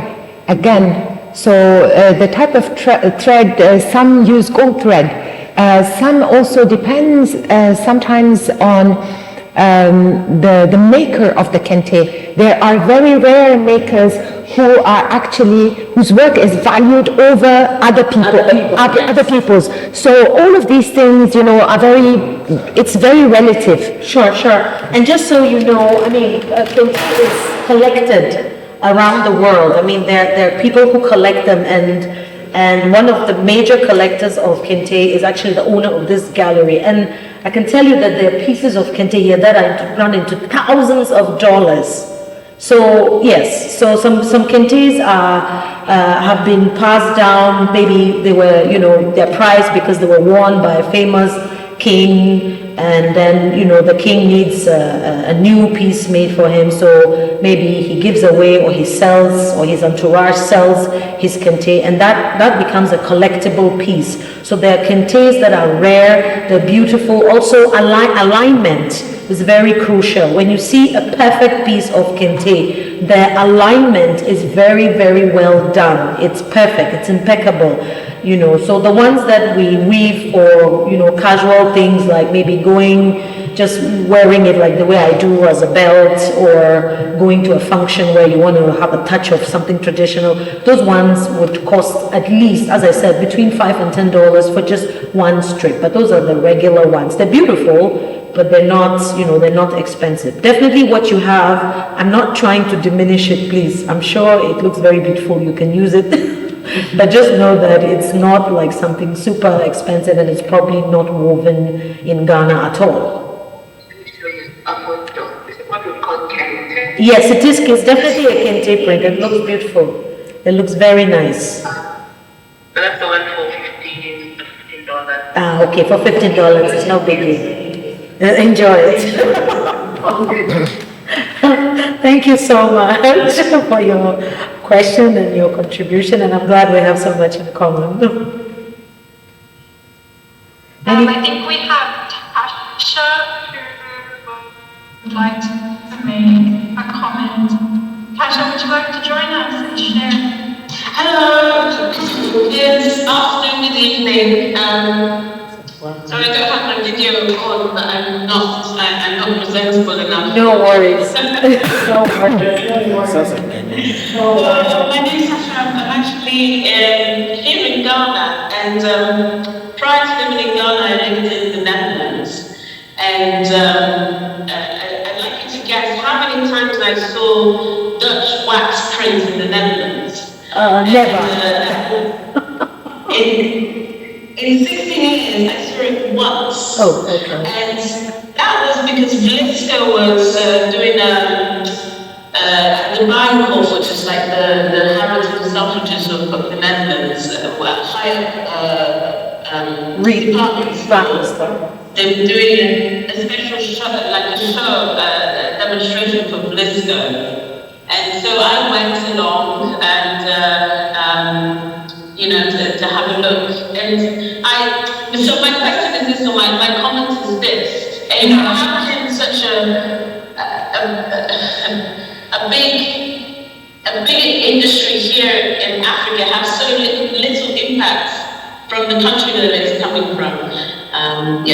That's my question and comment. And just before I go off, thank you very much. It was very interesting. I really enjoyed listening about the history and the use of kente, about your comments on colorism and everything. It was very, very enjoyable to listen to. So thank you, me and the rest of the panelists.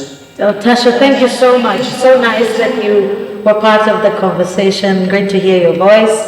And yeah, wonderful. In fact, I found out that not only Vlisco survives on the retail in West Africa, because I have to point out that wax print is actually very popular in West Africa. Not so much, for example, it's not that popular in Senegal, where they prefer embroidery or Western fabrics.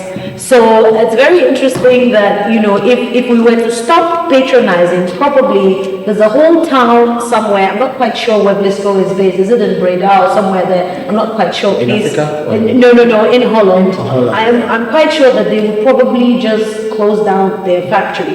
And that actually goes also for certain laces that are done by Austria for Nigeria. So basically there's a whole region in Austria that survives and thrives thanks to our consumption of their textiles. So that's how it is. It's capitalism. That's how it works. It's demand and supply. We want it, they make it for us. It's not by force. If we didn't buy it, they will not produce it for us. I cannot blame them per se. That fabric was never made for use in Holland. It was made for us. It was made, it was customized and made to appeal to our aesthetics. And we love it. And we were told it's amazing, and we believe it's amazing, and it costs more than the one we print locally. So honestly, oh, by the way, this is just quickly before I allow my other panelists to contribute. I once participated in a Blisco show in Ghana, and we were several designers. We chose our fabrics. We did amazing. I believe the collections were fantastic. Guess what? None of our outfits were used for any of the publicity or the billboards that are put up on all the streets of at least Accra and probably half of the country. So not only do they print or produce this fabric for us, they also use their own models, their own designers, their own styling, everything to sell it to us. So even some of the garments, I think from each designer's collection, Blisco could pick one or two of the garments that they could keep. They just picked because they sponsored. They gave us the fabrics and they've obviously paid for the fashion show. So they reserved the right to pick whichever two garments they wanted. And I was hoping that they would actually use some of these garments, for billboards or for some kind of advertisement. None of that happened. So basically, I believe that if you don't like something, it's like voting. The power is in your hand. You can choose not to buy something. You can choose, just like you can choose not to go to elections and, and put your vote in the ballot box. So the power is in the hands of the consumer. And I cannot blame I can't blame Dutch people for not wearing the cloth. They produce it for us. I hope I answered your question. I want to ask and Clara here would like to also make a comment. Yes, I think that's a very interesting topic. Coming from the point of view of a fashion designer, I did realize that a lot of African fashion really thrives during summer. Okay. Yes, there's a craze for it, especially because of the color, Yes, and then the light nature of it and all of that. So, infusing this fabrics made for us, including Blisco, into things that can be used during other seasons in the foreign countries is a way of going to sort of push them to buy what they thought they had produced for us. So, for instance, how do I make a trench coat out of a Blisco? But I somehow believe it doesn't, which is weird because Blisco is related. I mean, the cloth we already established for a fact that some of it comes from Indonesia, right, or the original design. Indonesia was a Dutch colony, so you would think that they have some of those aesthetics. Probably, after so many years of being in Indonesia, Indonesians living, in Holland, that there would have been some affinity towards that cloth. Right. But to be honest, I see a few people, maybe some who have either lived in Africa, have African friends, are a small subculture, a small group of people who are quote-unquote radicals and they don't want to wear what everybody else wears. And then, yes, maybe. But then, to be honest, I have never seen the Blisco cloth in retail. Like, I've never walked into any fabric shop and I've seen a shelf with Blisco cloth there. You would have to know of its existence because there are no billboards in Holland advertising Blisco. Blisco is advertised to Africans. Yes. So you wouldn't even know about the existence of that cloth. So you'd have to somehow have found out about it. Then you'd have to probably go online and then purchase your Blisco. So what I'm trying to say is, the Blisco is made for us. Sure, it is. So typically, and I'll use my term, I'm making trench coats out of African prints. Sure. Some of which are Blisco. Okay. And sold in the US now. Okay, but I think so. But Natasha was specifically talking about Holland. Natasha lives in Holland. So Blisco is from Holland. So I'm trying to say that eventually, most of Ghana now is in the States and then it find its way there. Okay. Because Ghana, you know what I mean? Okay, so Natasha, if you're listening, Clara promises you that the trench coats made with Blisco fabric would find their way to Holland. Yes. So right now, she should be a person. I think I understand Natasha's question. I want to go there. Yes, but I'm with you on time. you are contaminated. I won't let you go. Oh my God. I really understand what she's saying. Yes. But Do you believe that I did not answer? No, you did. You did. it's just that there was another Nuance. yes, there's another side. Yes, there's another nuance. I feel like in the layman's language, it's like, okay, you're producing fabric, but you're not selling it in your own country. Yeah. That's And that's what I'm saying, that we buy it. Let's turn it to be something that they will find it for. And give it back. That's a very smart That's attitude. what I mean. Your trench coat will in 2019 at Lagos Fashion Week. Yes. There was an editor who came to one of the pop-ups. We're just standing there, we're like trying to introduce her to African brands and things. And she said, oh, I don't wear African prints. Imagine. And then I think they had a conversation on Lisco as a colonial brand. Yeah. People there have their sentiments, some of them have their sentiments towards these things. That is why the brand's marketing targeted audience is Africa. Your point is very valid. Yes, it's for us. We will do it. Yeah, and give it back to you. But what Nuel is saying, which is that nuance, right? Yeah. Think about it from that perspective. Okay, Clara, you are the first advertisement for your own clothes. Imagine me creating art or jewelry that I cannot wear or cannot put in my home. That I don't want around me. That's the nuance. You get what I'm saying? But you're right. That's one solution. That's one way of going about it. Yes. By the way, don't want it around them, not because it's poisonous. No.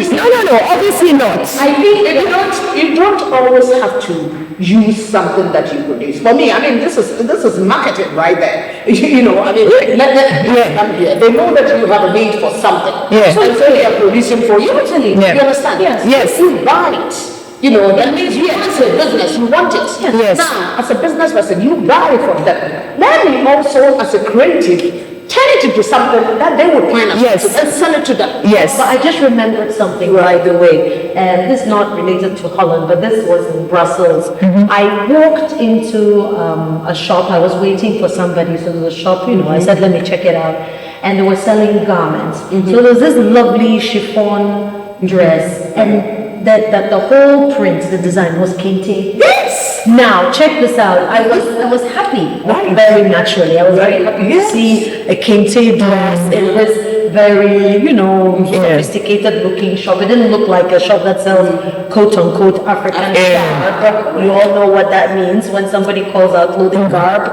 And when I asked the owner of the shop, oh, where's this lovely dress from? She said, oh, it's from India.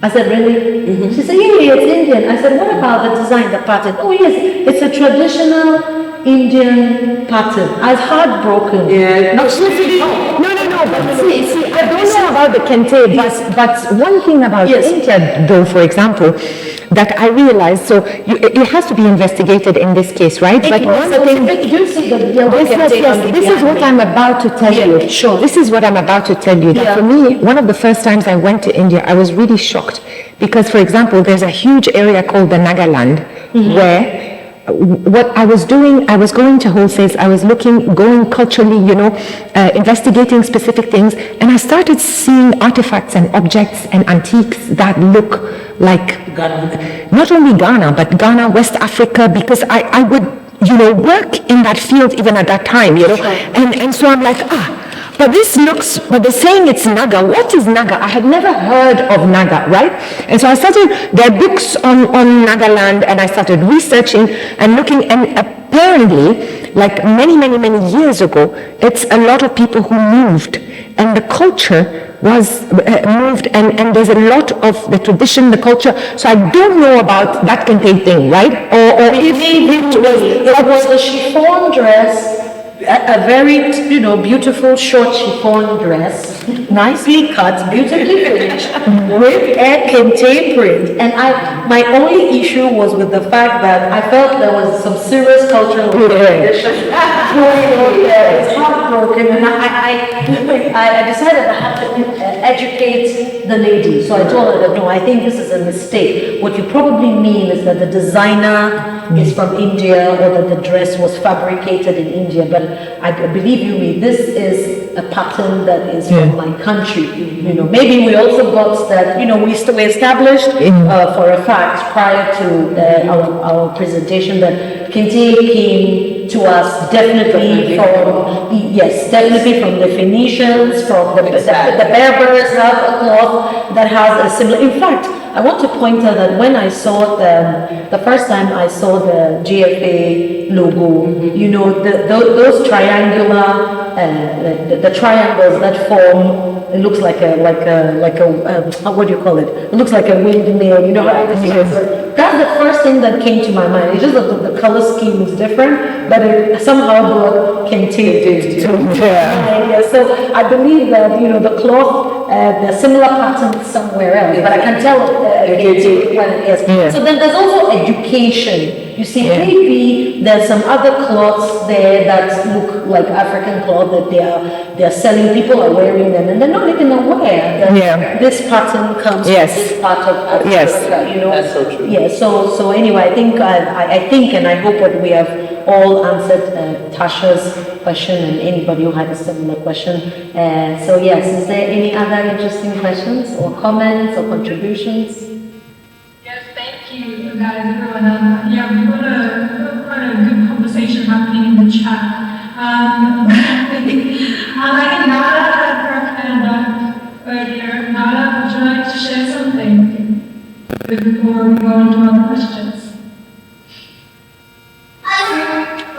Sorry, I'm marking your children. That's absolutely. Sorry, so I think I was talking about a completely different subject there. I think we were talking about, I think the music is really great, it's like the dance, and that, The body plants.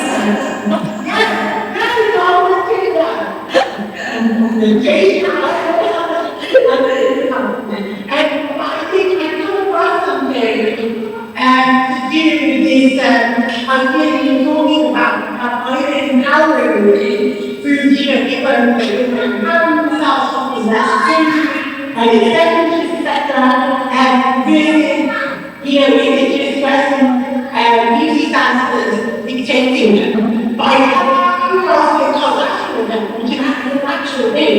We all documented thing. You can even analyze it. So my background is design, which is technical marketing.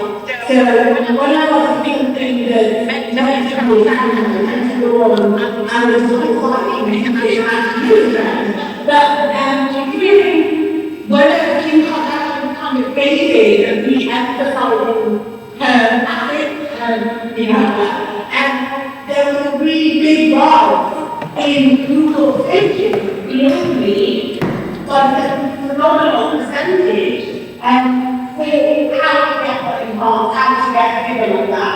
And then they called the Kardashian name, and it was actually, she was basically appropriating African body, and it was a really big oversight and defiance and protest because Western beauty fashion told people, women have those natural outfits that they couldn't control, they were beautiful, then they just went down, to squat, and had to specific things.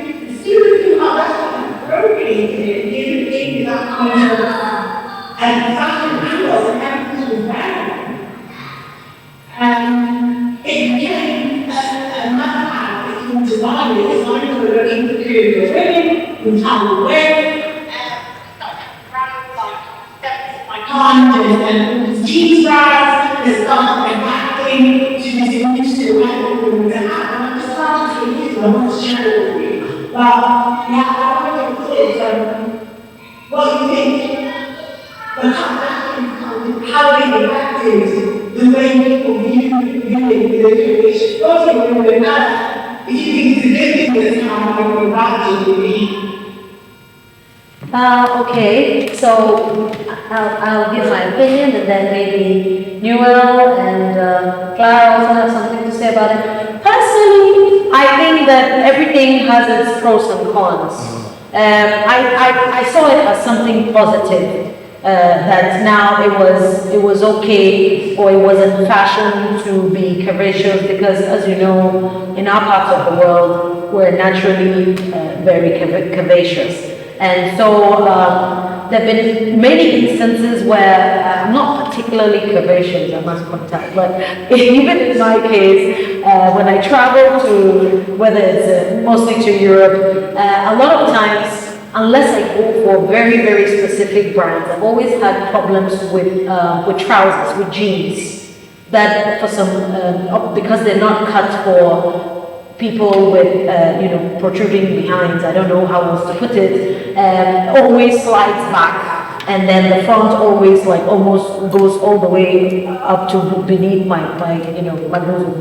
And so it was always problematic trying to, I just couldn't walk into any shop and then find a pair of pants, but then I think, I hope I'm not doing too much publicity for them, but Levi's came up with different cuts, for women with very, with big hips and protruding behind. So in fact, it became the only brand of jeans at one point that I could, very comfortably buy. So if Kim maybe might have appropriated somebody else's body, but if the consequences of it is that now more designers or more fashion retailers are making clothes that fit our kind of bodies. For those of us who want to buy clothes outside, because as we've established with Clara, everything is a question of freedom. Everybody should be free to buy and wear what they want from wherever they want. So yeah, I personally see it from a positive angle. I don't know what my colleagues here think about it, so I'm about to pass the phone to Clara so that she can also express her opinion. Thank you, Bea, and I'm in support of you. I think that, again, from the point of view of a fashion designer based in Ghana, and where I concentrate a lot on big size, I know that a typical Ghanaian that is my target either has bust, behind, or arms. Yes. And so I take those factors a lot into my creation, yes, in my design. At the end of the day, I'm selling to clients, and my aim is to make them happy. They should fit well into all the wearable art outfit they are picking from me and all of that. Mm-hmm. So if they have what on their body or not, and it's it's big enough to fit into it, I think that is really not to sound rude, but that is not my problem. Sure. My problem is to make something that suits them, make them feel good, boost their confidence, and make them stand out. Sure. And that is my focus. But I think the question was, how do you feel about somebody like Kim Kardashian enhancing her body to look more curvaceous and resemble maybe an African American or an African woman? Like, how do you feel about it? Do you think that phenomenon, that later came, because then all of a sudden the fashion brands outside started making clothes to fit that kind of body. So now for some people, they almost think like it's, body appropriation. What do you feel? I said that I think, I don't mind. It doesn't bother me if a person of a different race tries to look like an African woman, and then the consequences are that more foreign or American, European, whatever brands are now making clothes that you and I can easily walk into a shop now and without problems find clothes that fit our kinds of bodies. Yes, so that's the advantage of what fits. So yes, that's what my opinion is, that right. There are a lot of things I might not like about Kim Kardashian, but I really don't have any issue with her doing that, because I think that first of all it's a body and she can decide to enhance whichever part or portion of it she wants. Well, I think that so long as when she did that, they have not stopped making clothes for people whose figure is not like how she's portraying. Yes. And they can get their stuff, and those who So look you like agree with me that yes, it's okay. And you know what do you think?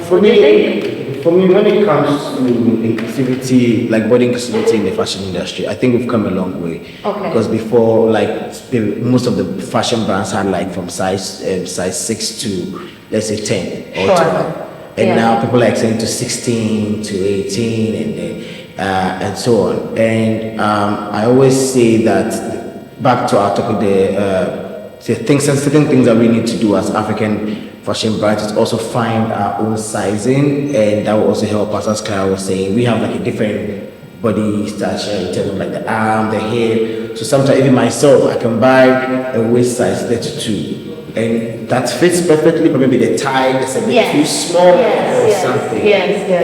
And maybe the length is a bit too long. Yes. And it's about time we start finding things. But as I said, the world is evolving. There's a lot Sure. of things that is happening now. And I've seen most of the African brands or even other foreign brands also, like, having a lot of curvy women in there. Yes, and There's another thing I have noticed. I don't know if you all have noticed, but in most, I was recently in France. My dear Rania is back. So yeah, I was recently in France, and I realized how much, in terms of advertising, how they use all of a sudden people of color. I don't know how else to refer to us. Apparently, we are people of color, so we'll use the term.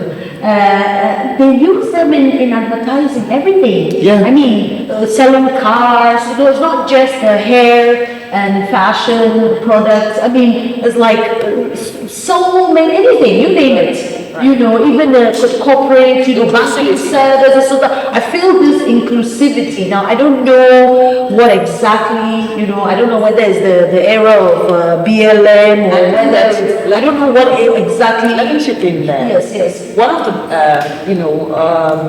SDGs, Sustainable Development Goals. Yes.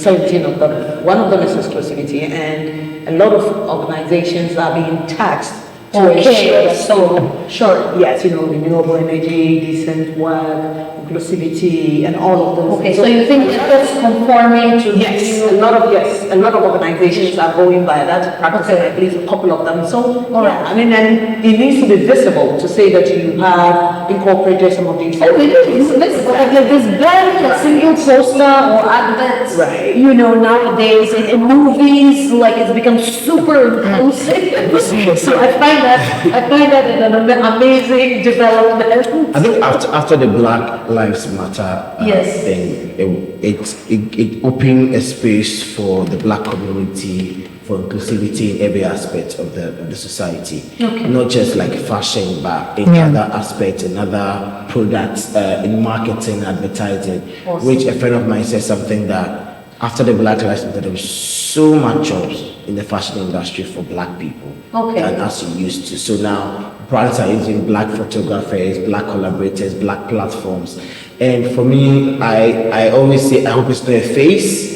Yeah. Yeah, like Something the that fan, some transient Yes. that comes and goes. But Time will tell. as it happens like that, I also want my people of color to understand that You need to give our very best. we need to give our very best when you're being put in a position like that. So that Yes. it doesn't look like it's coming from a place of tokenism, Yeah. but it's rather like a place of competence. Yes, it's not Yes. some kind of affirmative action.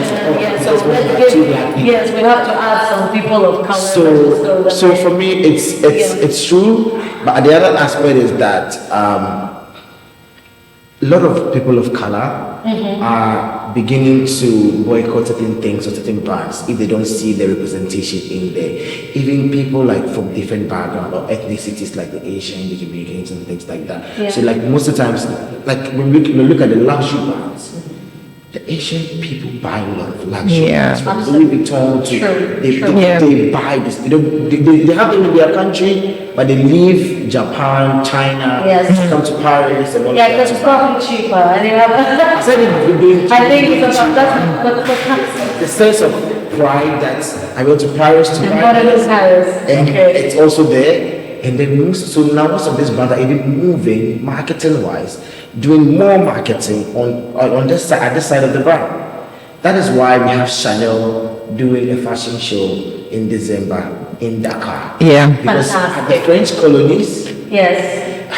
the Congolese and then the what's Well, let's not even go to Congolese. I mean, I've listened to quite a few presentations, and I was stunned to Yes. find out. I think there was one also talk on decolonizing the wardrobe, which Angela and I listened into. That was in the beginning of the month, and I was shocked to find out that Jean-Paul Gaultier's house of fashion basically survived thanks to somebody like Papa Wemba and Yes. all those, the sapper, which to be honest, I want to make a comment. I find it tragic that those famous artists didn't support any of us local fashion designers, and they were rather, I know what you're saying. I can see what you're doing. I think that with all the money that they made selling their music to Africans, it was us Africans who were enjoying that Congolese music across the continent, and then all of that money was used to, I love Jean-Paul Gaultier, please don't get me wrong, I think he's a super creative talent, incredible artist, I admire him very much, but I was like, okay, fine, so, why, I don't know if I'm the only one who find this tragic. I'm sorry that, I'm happy that Papa Wemba bought a lot of stuff from me, but I wish Papa Wemba had also bought stuff from You see, the science I am doing. support. The science I am doing. Money. You see, the science I am doing means that, they're Yes. behind it. You see, one thing about the Congolese or the Franco-Africa is that they spend a lot on brands. Yeah, but they spend a lot of brands on foreign brands. And yes, granted, Colonialism has given them. That's what I'm saying.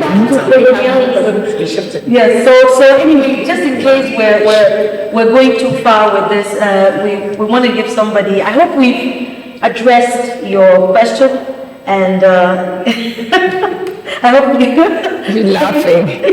I see you laughing. I think we took it further, So if there's, if you are happy with our comments and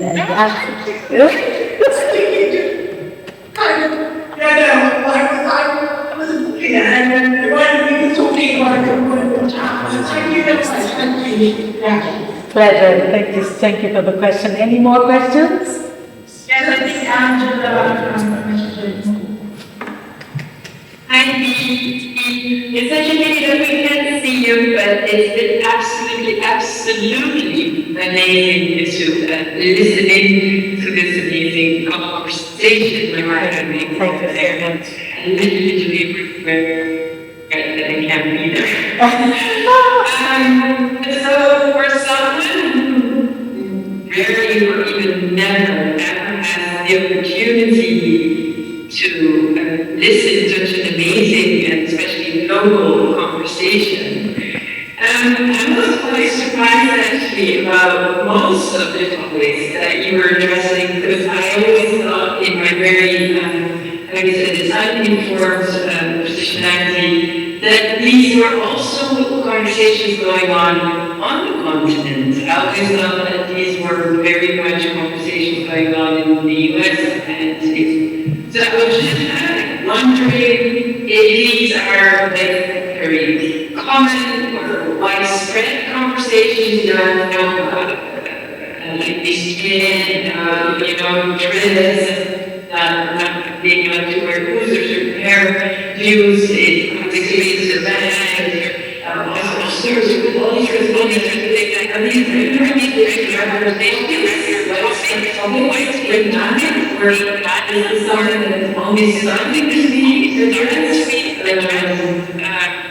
I'm just curious. Okay, I'll let Rania deal with this question.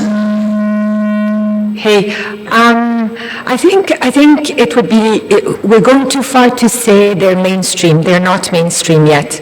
You know, the average person has so many concerns, especially now more with the crisis and whatever. But I have to say that amongst artists, for example, or the artist circle, there have been a lot of conversations in the past years. There's a lot of awareness. There's a lot of growth amongst creatives, you know, amongst some intellectuals. So it's not, it hasn't become commonplace, like let's say outside of Accra. I don't hear that conversation in many places outside of Accra. But in Accra, there are definitely circles where it is ongoing and where it's actually having an impact, yes. Thank you so much. And if I may, just another thing, because there's been a conversation going on about the logo. So the logo was actually designed by an Indian lady. And it was kind of amazing because I think you, Chepkaboy, put a comment about the triangles being so widespread in Eastern Africa. And then the kente dress you came across, I think in Brussels, somebody telling you was Indian.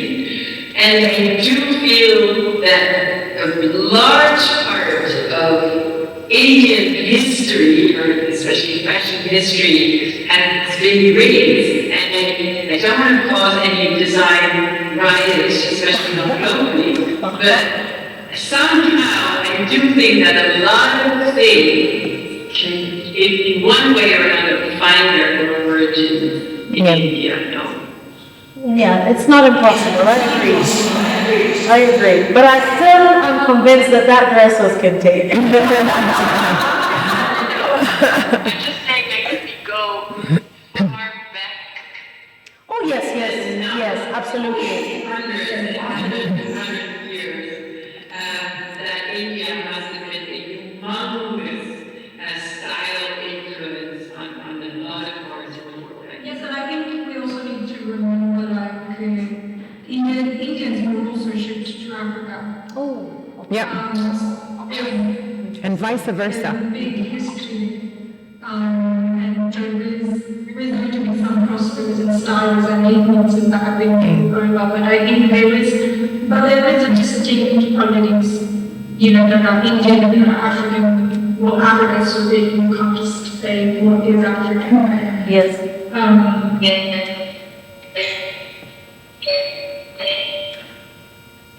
Turn it off again, because we can't hear you. Please turn the camera off.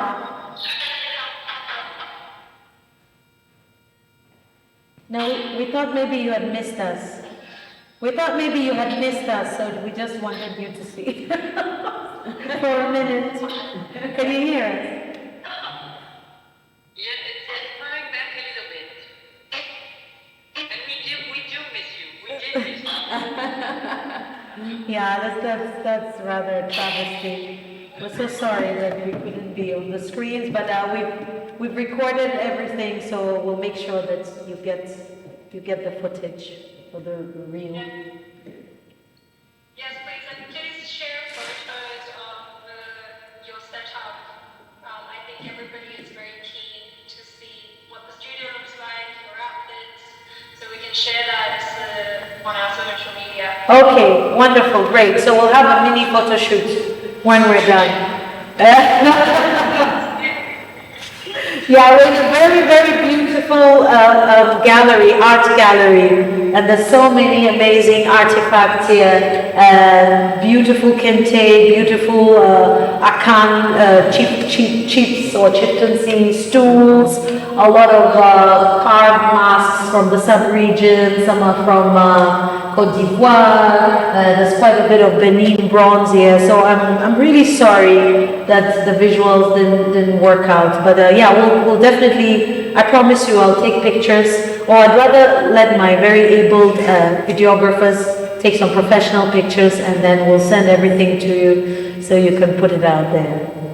Yes, absolutely. We're also sorry that the video didn't work out, but thank you so much for persevering and still having the conversation. I think it was really, really insightful for everyone. It definitely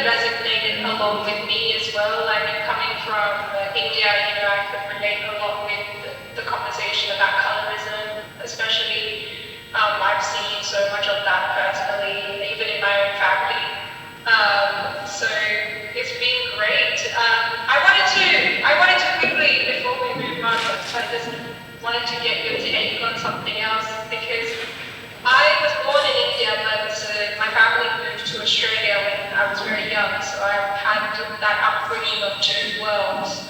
And for me, it's been interesting to see what it's been like within like the so-called expat Indian community.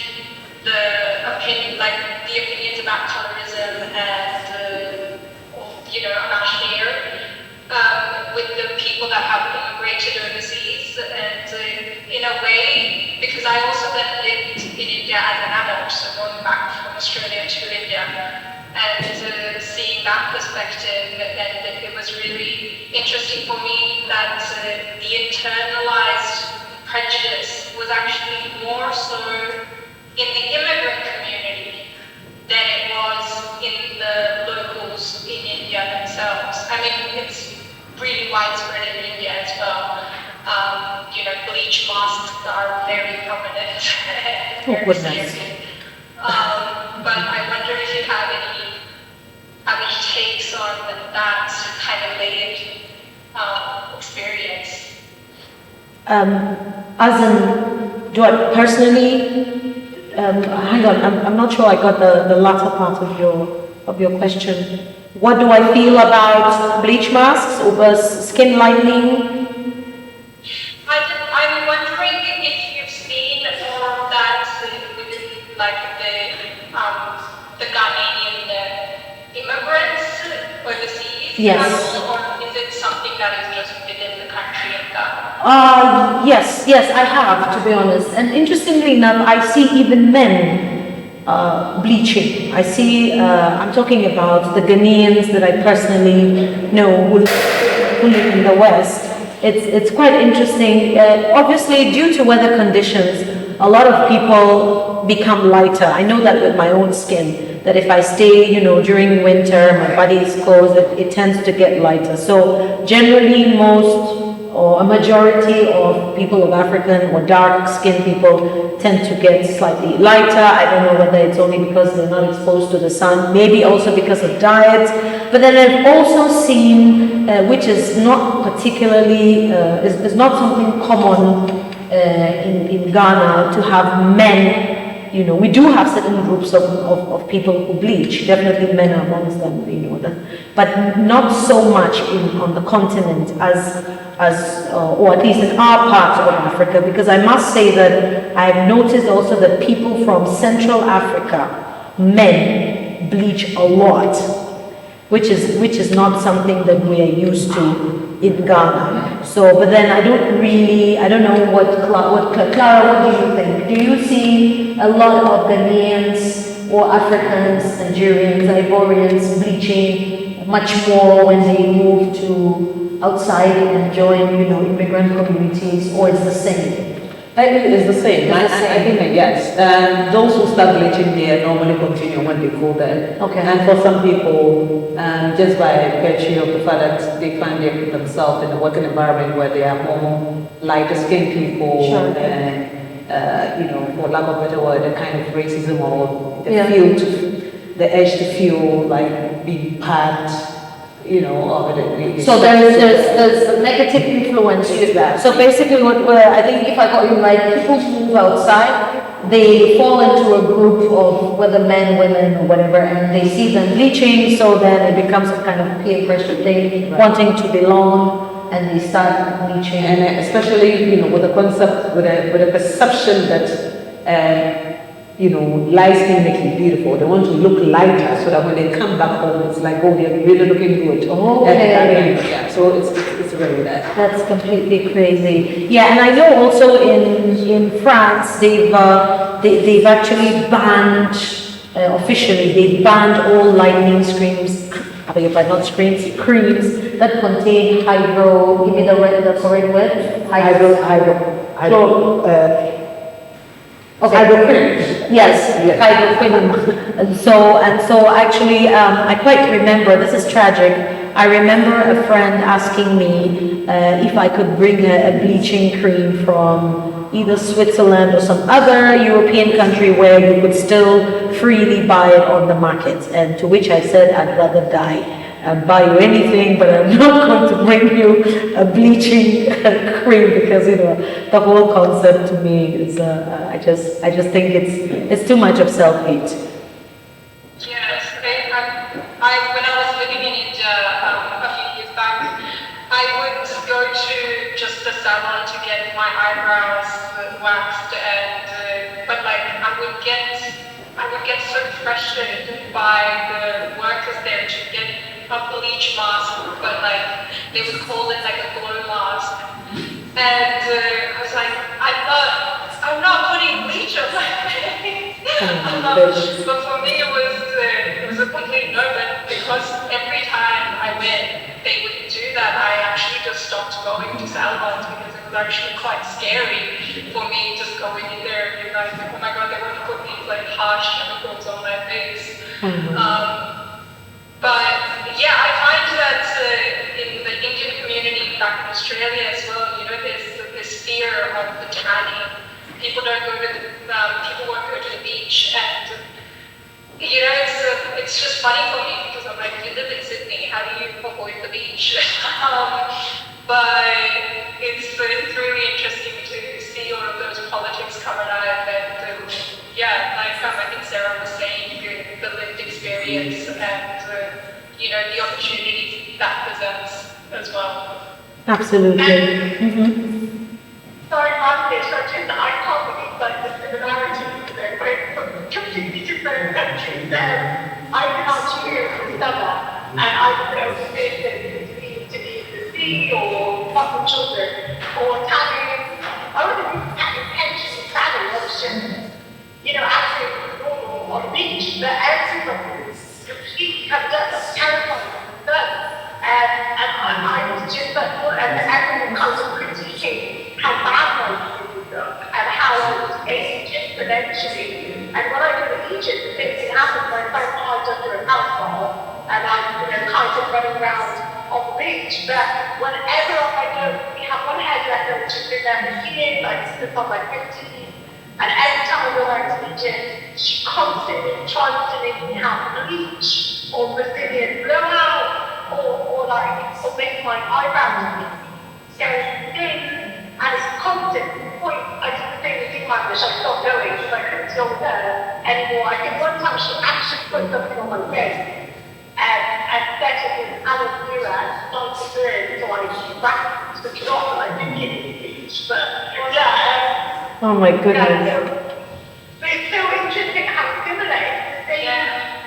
You know, you should really do something about that, you know, like the colour of the skin, like it's not constantly. So, yeah. Yeah, and I think like the same goes with hair. You know, I've always had bushy, curly hair. That's my natural hair. But when I was younger, I would want to straighten it because it was nicer that way.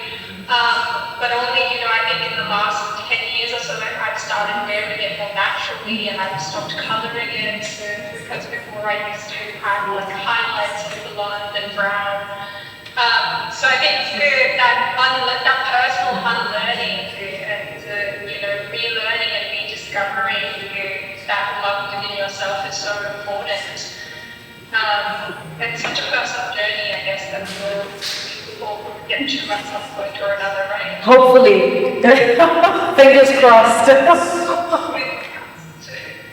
Awesome. Well, I mean, it's a problem. When I say awesome, it's just that it's great that we can all relate to this, because regardless of whether you're in Egypt or you're in Sydney or in India or Ghana, it seems like, you know, it's a problem that we're all grappling with. And I'm hoping that we will learn to accept our skin tones as they are.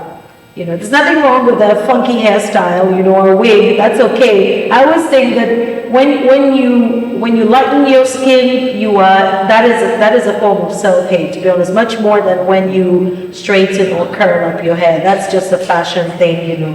It's in today, it's out tomorrow. I've done all type of things with my hair. So yeah, I'm okay with the wigs and the change of look. But I think that once you touch your skin, that's a completely different story, or you know, a deeper seated insecurity, you know, and self-hate, basically.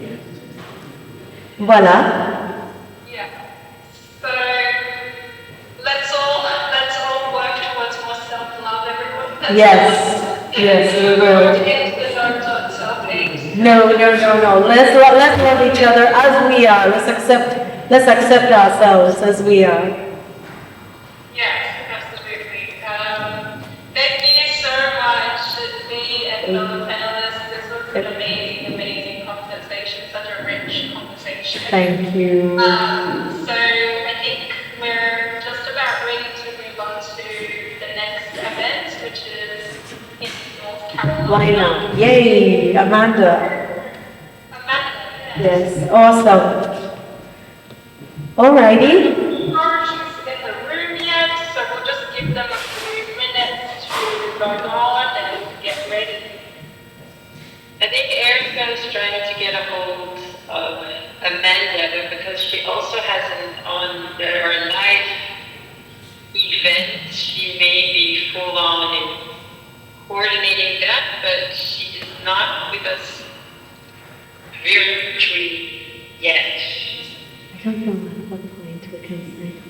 Okay, I think we can stick around for a few minutes and... Yeah.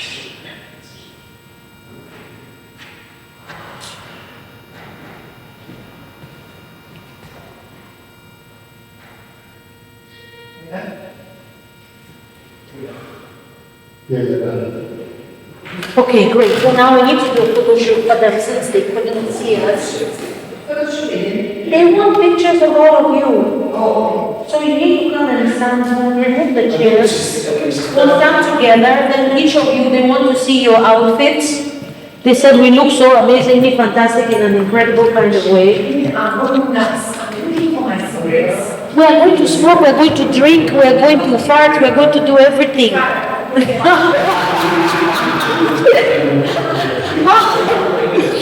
We're going to do everything. Let's just please take a nice picture of us, please. They really want to see all the beautiful things in the garden. They want pictures of